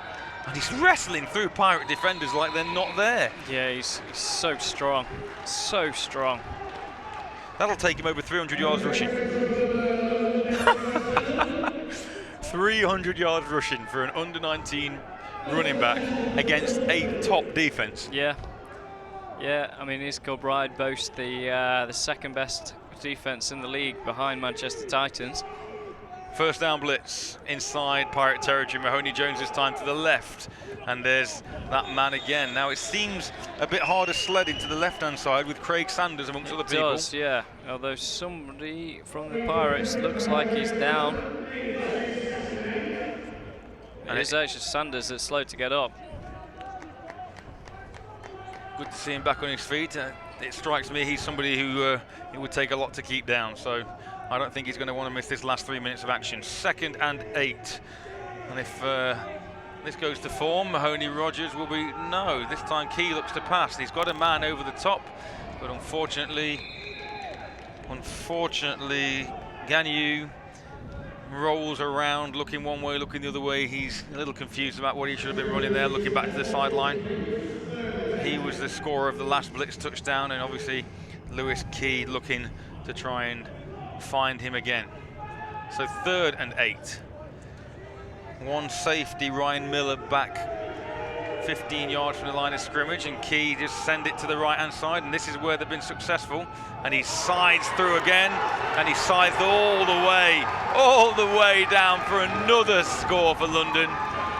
And they retake the lead 44-40 with 2:50 to go. This is just unbelievable. This is unbelievable stuff. If the other 3 games are anywhere near like this one, then we're in for a great weekend. No pressure, coach, tomorrow morning. To be honest, if I gave up 300 yards rushing you wouldn't be happy. Defense, I would be absolutely fuming.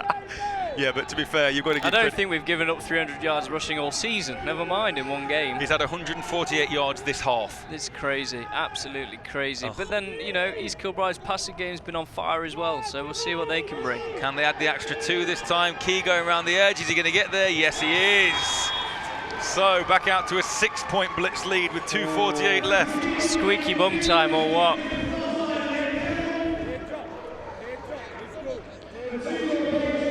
Goodness me.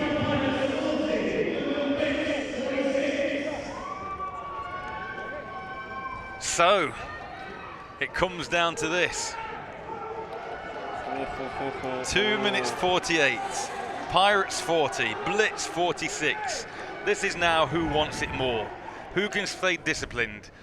Who's got the poise to make the big play? We know that Montgomery can stand in that pocket. We know he's got 2 incredible receivers in Bailey and McDonald at his disposal. We know that Blitz defensive front has been pressurizing him all day long. Worth mentioning, number 56 for the Pirates, Kyle Gold, came hobbling off with the assistance of some coaches. It does look like he's pretty beat up. Look who's kicking this one. The big man. Number 55 for the Blitz. I wonder whether they're going for a short kick. Vincent Holder Oh, excuse it. And there's Bailey with the ball, and we know he's dangerous in open field. Look at that speed. Oh, that looked high. That looked like a face mask. It did, but again, and there's a flag coming out there. That could well be the case. I think that's going to be a personal foul. I tell you what, Bailey needs to be careful there as well, because he threw the ball back towards the referee, and he was lucky that it didn't hit him, because if that ball would have hit him, Bailey might have found himself in a bit of hot water as well. Let's see what the call is here. This could do the Pirates all sorts of favours. We're talking about discipline, talking about technique, poise. Let's see if this is a big swinger, because a 15-yarder here for East Kilbride would put them on the Blitz 35-yard line. Here we go. Referee Patterson just waiting to make the call.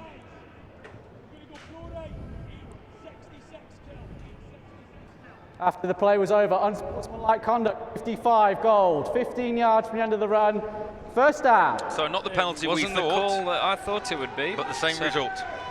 It's a big penalty to give up with 2 minutes and 43 seconds left on the clock. Let's hold a 6-point lead.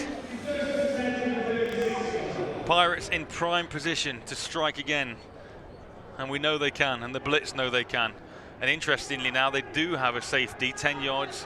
I say a safety, he's playing more like a deep linebacker spot really, but they do have somebody back, and the DB covering McDonald is also, there's a double move again. Oh, now. They'll probably say that ball wasn't catchable. Because like you say, there was definitely a bump there from Costello. Well, it might have been Costello, it might have been McDonald, to be fair.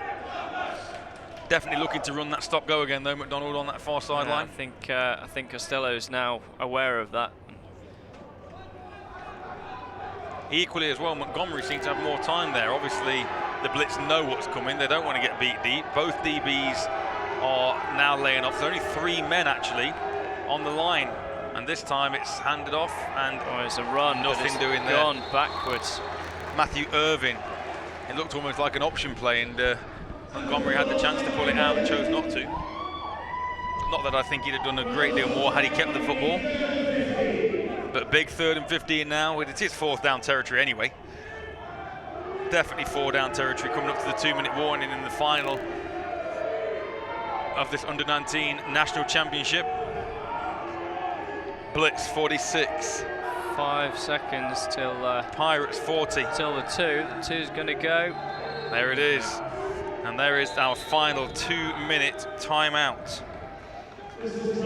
Mahoney Jones, 19 rushes for a mere 349 yards. Just a mere Officials timeout. 349 yards. That's a 2-minute warning. And 2 TDs. A 159. One forced fumble. One fumble, yeah. So, 86 points combined. Over 700 yards of offense combined. Defensive hits, interceptions, fumbles, kick returns, big runs, big passes. This one's had it all. Montgomery drops, he's got pressure, and he's dropped. And that could be the end. Unsportsmanlike conduct, that's going to be on Malachi Jameson. And that's an automatic first down. Yeah, that is just, wow.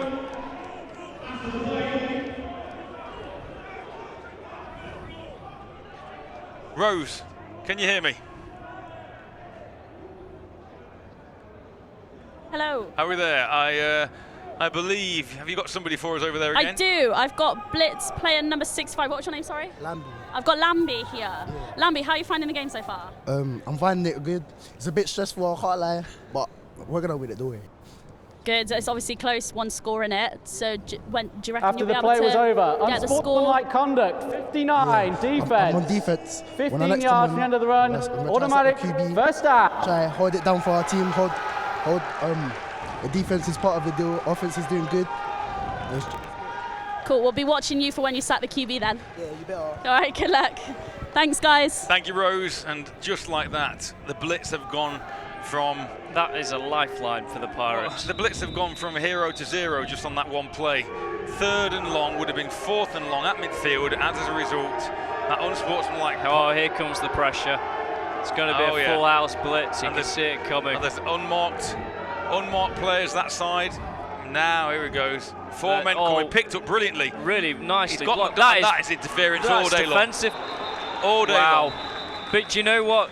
The offensive line for the Pirates picked that pressure up really, really well. 4 men rushed for the blitz, but it was picked up and he had acres of time. And wow. This just gets better and better. McDonald, 207 yards on 8 receptions for 3 TDs. Pass interference. Defense, number 11. 15 yards from the previous spot. Automatic first down. Oh, and the Blitz are imploding on this final drive. They've done all the hard work, stayed disciplined. Pressure's coming to them, but you know that these guys have got pure athletes, and an athlete can make a play. Absolutely. So this one isn't over by a long shot yet. Costello's already had 1 pick 6. It could so easily be turned. Could we be heading to overtime? Well, I don't actually know what the situation is with a junior tie. No, because obviously we've got in regular season, that's it, it's a tie. So do they share the national championship? I wouldn't have thought so, but then we've got a 4 o'clock kickoff in Brit Bowl. Oh, I don't Montgomery know. drops back, he's got McDonald over the middle on a slant. McDonald is brought down inbounds for a pickup of 5.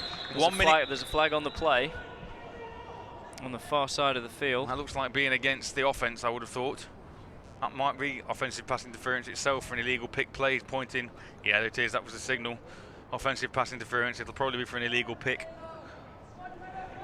and that means that's going to be coming back. 1 minute 14 on the clock. Pirates 40, Blitz 46. Pirates knocking on the door. They waved it off. No, I don't think so. Still on the floor. The previous play is under review. Oh, here we go again. Well, it's useful. It's been useful. I mean, obviously that big call with Jack Cochran returning the fumble. Well, I say returning the fumble, taking the fumble upfield, and for 70 yards. Indeed. Top performers on the afternoon. Passing.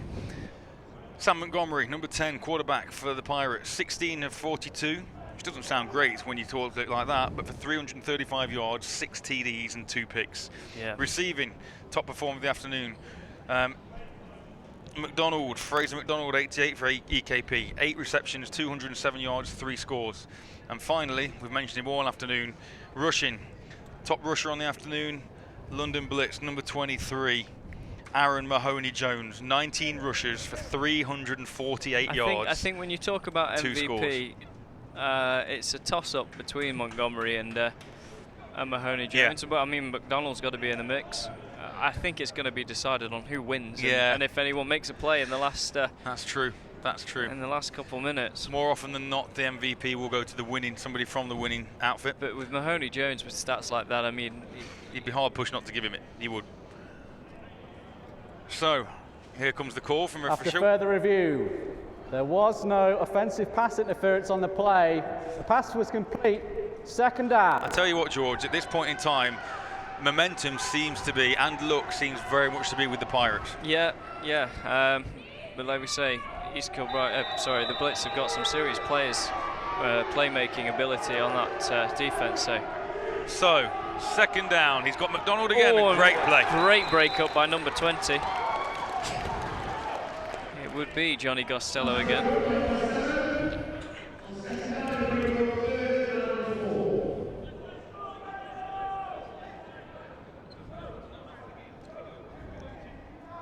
So, a big third down coming up here for the Pirates. Under a minute to play nearly. 1 minute 10 left in the game. Definitely 4 down territory from here with the score and the situation as it is. Bunch formation over there with Bailey and McDonald. 3rd and 5 for the Pirates. 5 men coming and no one picking that blitz on. It's blocked. Number 50 for the Blitz with an incredible play. Joseph Hurley, first time we've called his name this afternoon, but what an important play that could be, because this is it, last chance saloon. You've got one shot to make 5 yards. You don't need to get the touchdown here, but one shot to get 5 yards, just over a minute on the clock. Last chance saloon as the crowd over the far side continues to swell for the upcoming Brit Bowl 31 senior final. 4 o'clock, but here we go. Oh, that could be a false start. The flag's out. It's a great catch, but the flag is out anyway. I think that's going to be a free play and another first down. Let's see what they call.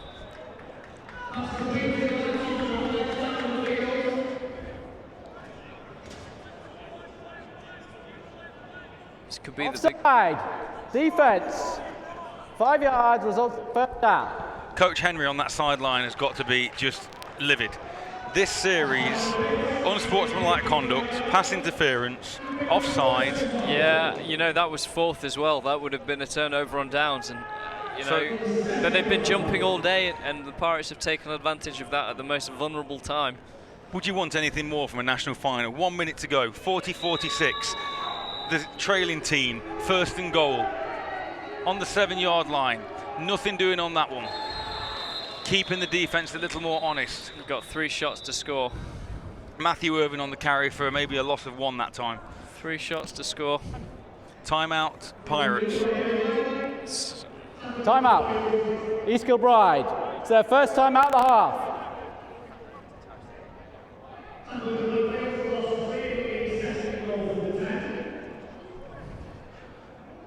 Well, I'm tense up here. I'm tense, and with all due respect, have no vested interest at all with either of these teams winning, but you kind of feel in this sort of game, I don't know, from when I was coaching, is it better to lose a close one? Is it better to lose a blowout? How? You obviously said coming down from East Kilbride last week and losing to them that you weren't that bothered because you know. East Kilbride, they're a really nice group of young lads. It was a close game. Yes, we could argue the calls should have gone our way. They didn't. East Kilbride are here today. They put on a real show for us. We were absolutely gutted that we lost, but at the same time we were in high spirits. We'd performed out of our skin this season. And yeah, I mean, it's completely different here. There's nothing after this. I'd be gutted either way. I think either way, a loss is a loss. A loss is a loss. But I think to some extent, a close game shows that you competed. A blowout just, it's sort of a bit of an embarrassment, I suppose, is how I take it as a coach. Oh, sorry, George. That's going to be a false start against Matthew Irvin. Number 9 rolled in his stance, and that's going to put even more pressure on the Pirates.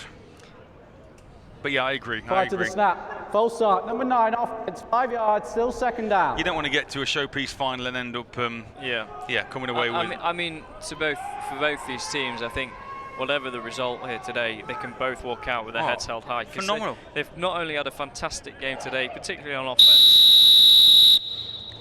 Turn your mic off, please, referee. That'd be good. Particularly on offense, but they both had an outstanding regular season as well. So. Oh, no. There's the game, and there is the game. Number 11, Johnny Clark. Montgomery attempted to float the pass out into the flats, and Johnny Clark, Johnny on the spot, picks that ball off, and the London Blitz will be crowned under 19 junior national championships. Yeah, you'd think the Blitz would come out now and just nail the ball down. Obviously, East Kilbride haven't got all of their timeouts now, so it's see what they come out with. See if they decide to run the ball or just take a knee and take the safe option. 49 seconds left, and the Pirates are distraught, as you might expect. There are tears on the sideline. Oh, goodness me, what a way to end the game. But we said about people making big plays. And that's that playmaker aspect that the Blitz bring to the table. The Blitz rode their look, there and there's go. the first knee. There's a flag on the play. And there's the Blitz rode their look on that last possession. Penalty after penalty after penalty. First Prior down. to the snap. Not everyone being set on the offense. 5 yards, still first down. First down after first down through penalties, rather than the Pirates gaining the yardage they needed. And to end it on that, what a heartbreak for Montgomery, who's played so well. Quarterback Montgomery, big pressure coming again on him, and he floated that one to the flats, and Johnny Clark picked that ball off. And I do think, let's have a look, the officials weren't set that time, so I'm not sure we're going to end up having a play there even. Still 49 seconds on the clock, but for all intents and purposes, this one's over. Sum this one up, George. Whew. Whew. I mean, what a game. The offenses were shifting, weren't they? Absolutely shifting. I think from a defensive coordinator's point of view, you've got to be really disappointed. I think I certainly was expecting probably mid-20s, early 30 scores, knowing what the defense of East Kilbride are like, particularly. I wasn't Time expecting out. anything like this, East but it's had it all. Kilbride. It really This is has. their second time out the half. But I think more than anything, players have been given the chance to show the nation what they can do, and I think every player that's stepped out on that field for both teams has absolutely given their all. Yeah, done what they can.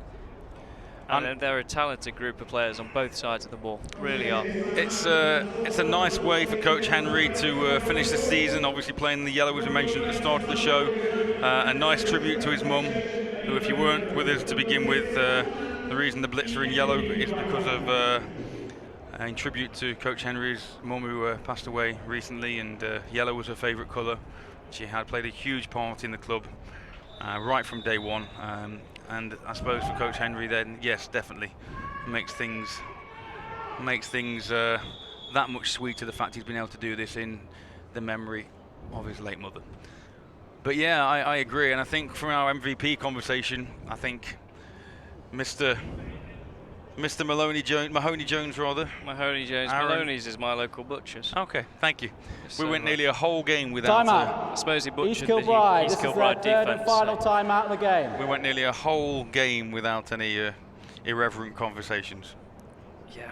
Anyway, but yeah, I think with his stat line, over 300 yards rushing, 3 scores, very much from us up here in the commentary booth.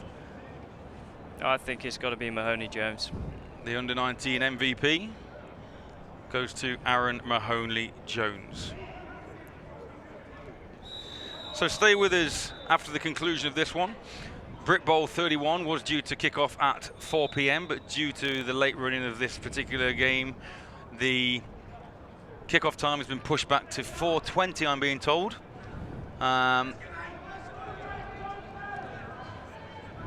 But maybe everything is not all over yet, because we do have one opportunity by the looks of things. There may well just be enough time on the clock for Cochrane to return one more punt. I'm watching the clock tick down. I don't know whether or not there is enough time to get the kick off. It doesn't look like the Blitz are in too much of a hurry. We're on 10, 9, 8, 7, 6, 5, 4, 3, and there's a delay of game penalty, so they will get the punt off. There will be time. If you're the punter, you just aim out of bounds. bounds. You kick it out of bounds at the 10. Having said that, if it doesn't fly... Delay of game. Off half distance. Still 4th down. 2 seconds left on the game on the clock. So if they don't punt it out of bounds, I think Jack Cochrane's got to return this ball if it stays in bounds. Either way. To be honest, James Smith is just twittering in our ear. What do you do as a punter? You don't even try and risk it. You just take a safety. Yeah. You take a safety. Yeah. Yeah. Yeah. There's no point even trying to kick this away. It could be In fact, blocked. Their quarterback's just come in. Yeah. But Kean, I think they're just going to take the knee. It could be blocked, and that's what it's going to be. You've got the Mahoney Jones in the backfield. That's exactly what's going to happen. Oh, no. In fact, yes, they are. There we go. The clock runs out. Safety is scored for the Pirates, which means the score goes to 46-42 in favour of the Blitz. And I do believe it's only a matter of seconds, and there it is. The under-19 national champions, the London Blitz, defeat the East Kilbride Pirates by a score of 46-42. And what a spectacle for under-19 American football in the United Kingdom. Just been absolutely a special game to be part of, a real special event. And as I said, if the other 3 games this weekend or anything like that, we are in for a treat. And what an advert to whoever else is watching around the globe for British American football. Yeah, absolutely. These teams have really put on a show. You know, whilst East Kilbride will be very disappointed, I'm sure their guys can go out with their heads held high. That was an absolutely superb effort, and they just lost out. Our MVP up here in the booth once again, Aaron Mahoney Jones, 19 rushes, 348 yards and 2 touchdowns. Unbelievable. What a performance. So it just remains for us up in the booth here to thank you for watching our first game of this doubleheader here today at Brit Bowl 31. We're going to take a break, grab some lunch, have a bit of a breather, I'm spying Tash down on the sideline for DC, who we will be shortly handed over to. So thanks to James Smith, thanks to DC, Onside Productions and EP Sports for the coverage of the Under-19 National Final. Thanks to you, Coach. We'll see you in an hour or so. Thank you. And without further ado, I'll hand down to Tash, who is going to be with us shortly. We're actually being told that I think they're going to do the presentation first.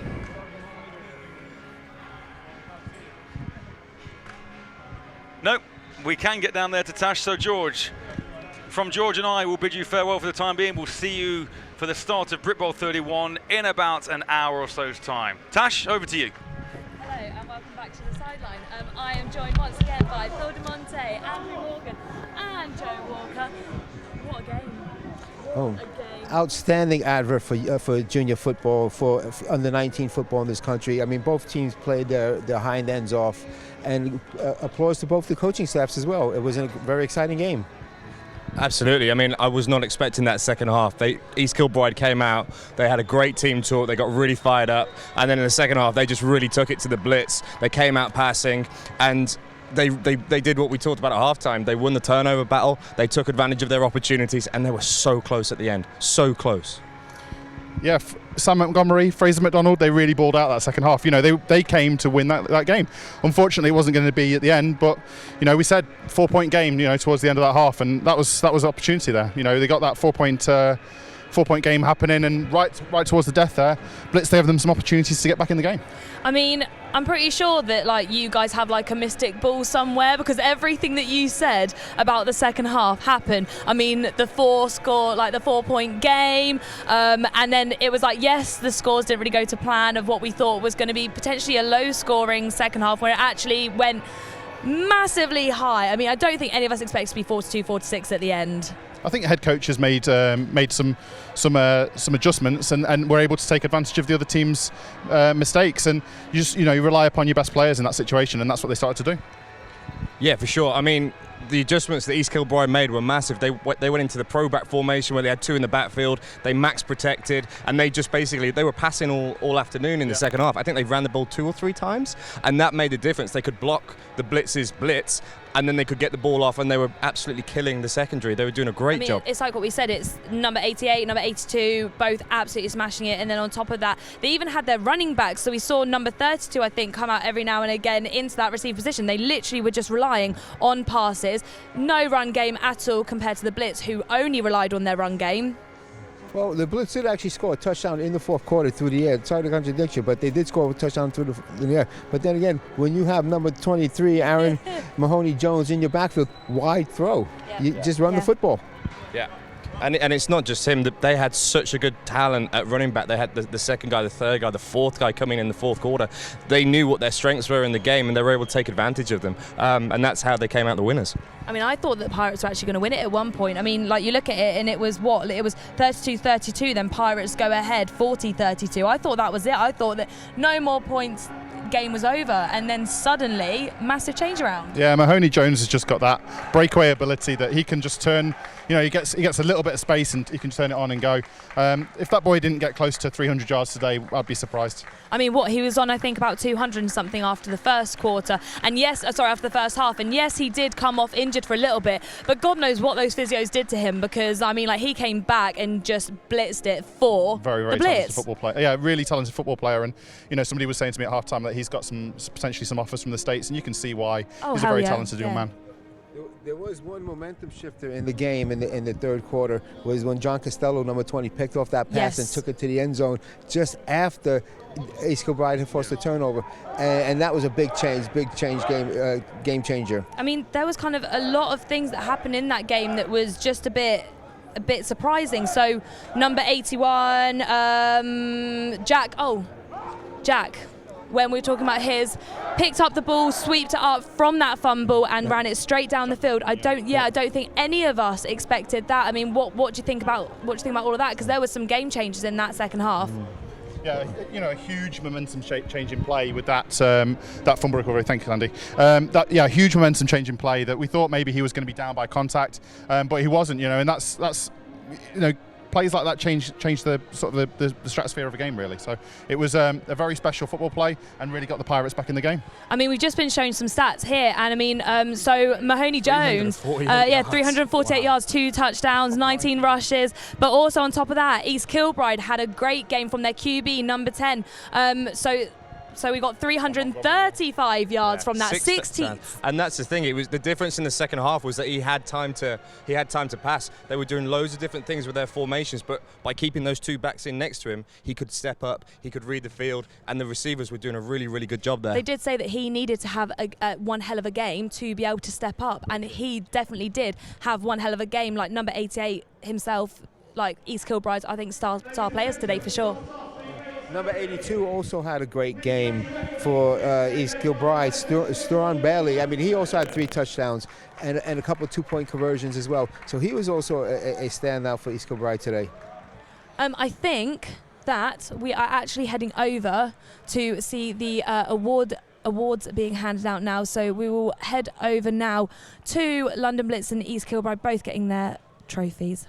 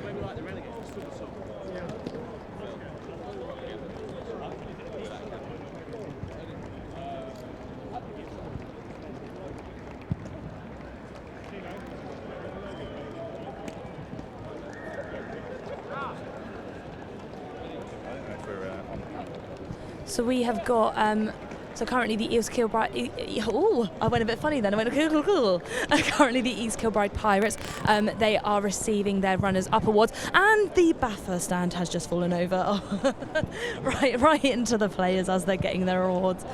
So obviously, yeah, great game there. Did you guys actually feel that, like, so obviously we had 2 for London Blitz to win and 2 for East Kilbride to win? No, sorry, 2. I actually thought East Kilbride were going to win. You thought East Kilbride were going to win, Joe. Do you think that they should have won? It sounds a bit harsh saying that against London Blitz, but I think when you're going to watch the film back and you've got first and goal, you're inside the 10. They're going to think that they had the chances there. But I mean, we said before there were a lot of mistakes in the game. There were a lot of mistakes in pressure situations, and these lads, that's just the way it happens sometimes. And that was, mistakes will happen on both sides of the ball, both on offense and defense, for both the teams. Mental discipline was short today. There had to be at least 30 full stops today, and that's way too many. Yeah, and I think the Pirates took advantage of those penalties when they had them. The only challenge they had was, they had first and 10 on the goal line, and just weren't able to convert that into the touchdown that they needed to go ahead. If they'd been able to do that, we'd be standing here with a different team collecting that trophy.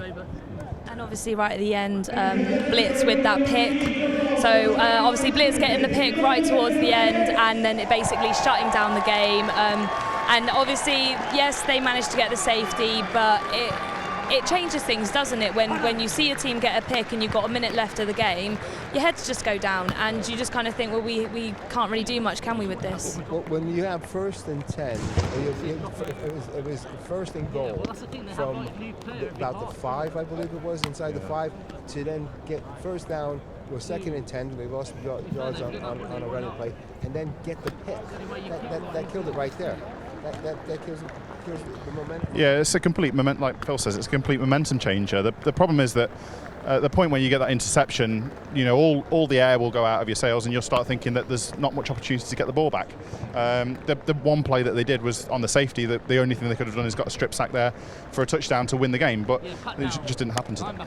And the thing I noticed, I mean, we were stood on the sideline as that play happened right at the end, and as they came off, there were no thrown helmets, there was no open frustration. They're such a good team. They're such a good bunch of players, and with Matthew Davis and his whole staff, they've put a phenomenal program together in Scotland with these guys, because these guys were in the final last year as well, and came up short against East Kent. Was it East Kent that they played against? Yeah, sorry, the Kent Exiles that they played. They're a very strong junior program, and they've got the youth, and they've got everything going on below as well. It's a really strong program that they've got going on there. I mean, as well, like what you're saying with their attitudes, as they came off, there was no helmet throwing, there was none of that. Yet there seemed to be a different story on the Blitz sideline. So take, for example, number 55. As East Kilbride got an incomplete pass, he was there ready to spike the ball, screaming in faces, and then ended up getting an unsportsmanlike conduct penalty against him later on in the game when he decided to step over the returner and scream in his face. And it's little things like that. It just shows differences in attitudes. Again, those penalties are just mental errors where you lose control. You're not focused on discipline. I mean, what would happen if those penalties would have turned into the winning touchdown? How would you then feel? You got to maintain your control. You got to maintain your composure all the time. It's that simple. So once again, you have just seen the London Blitz receive their under-19s trophy, but also you've seen Mahoney Jones get that MVP, which is, I guess, definitely well deserved. I mean, he may not have got the most touchdowns like some of the EKP guys, but he definitely got the most yards today. I mean, 342? I think we calculate to 18 yards a carry. They don't even get half of that in the NFL. So he had a big day today. Bless him. And that's the thing for the Blitz as they start cheering. When East Kilbride started to come stronger, they went to Aaron. They went to their running game, and it was outside zone one way. It was outside zone the other way. They went to him, and they needed him to put the team on their backs in the second half, and that's exactly what he did. And if you look at it as well, like the moment that the Blitz kind of like lost their momentum was as soon as they took him off the field. Yep, absolutely. And East Kilbride capitalised on that. But yeah, I don't know what happened. I don't know if the magic sponge came out or something. But to get him back on the field by the physio staff was a great job for the Blitz, and that really helped them going into the fourth quarter, being a touchdown down. I think he must have touched the ball pretty much 6 or 7 times on that drive, and then they get that score as well to tie it up and go from there. And not just special offensively either. The guy was playing D-line, he was playing some linebacker, he was all over the field. So you can tell that kid's got some real talent, and you can tell that he's maybe that heartbeat of that Blitz whole team really. And they put a lot on his back, and deservedly won with it. So we are going to take a break now. Right now, currently, you've got Tamworth warming up on one side, you have got London Blitz warming up on the other side. That can only mean one thing, it is the Brit Bowl final coming up next. Due to how long the under-19s game went on, the kickoff has been pushed back to 4:20 instead of 4 o'clock. So we will see you back here at 4 o'clock for our pre-game show.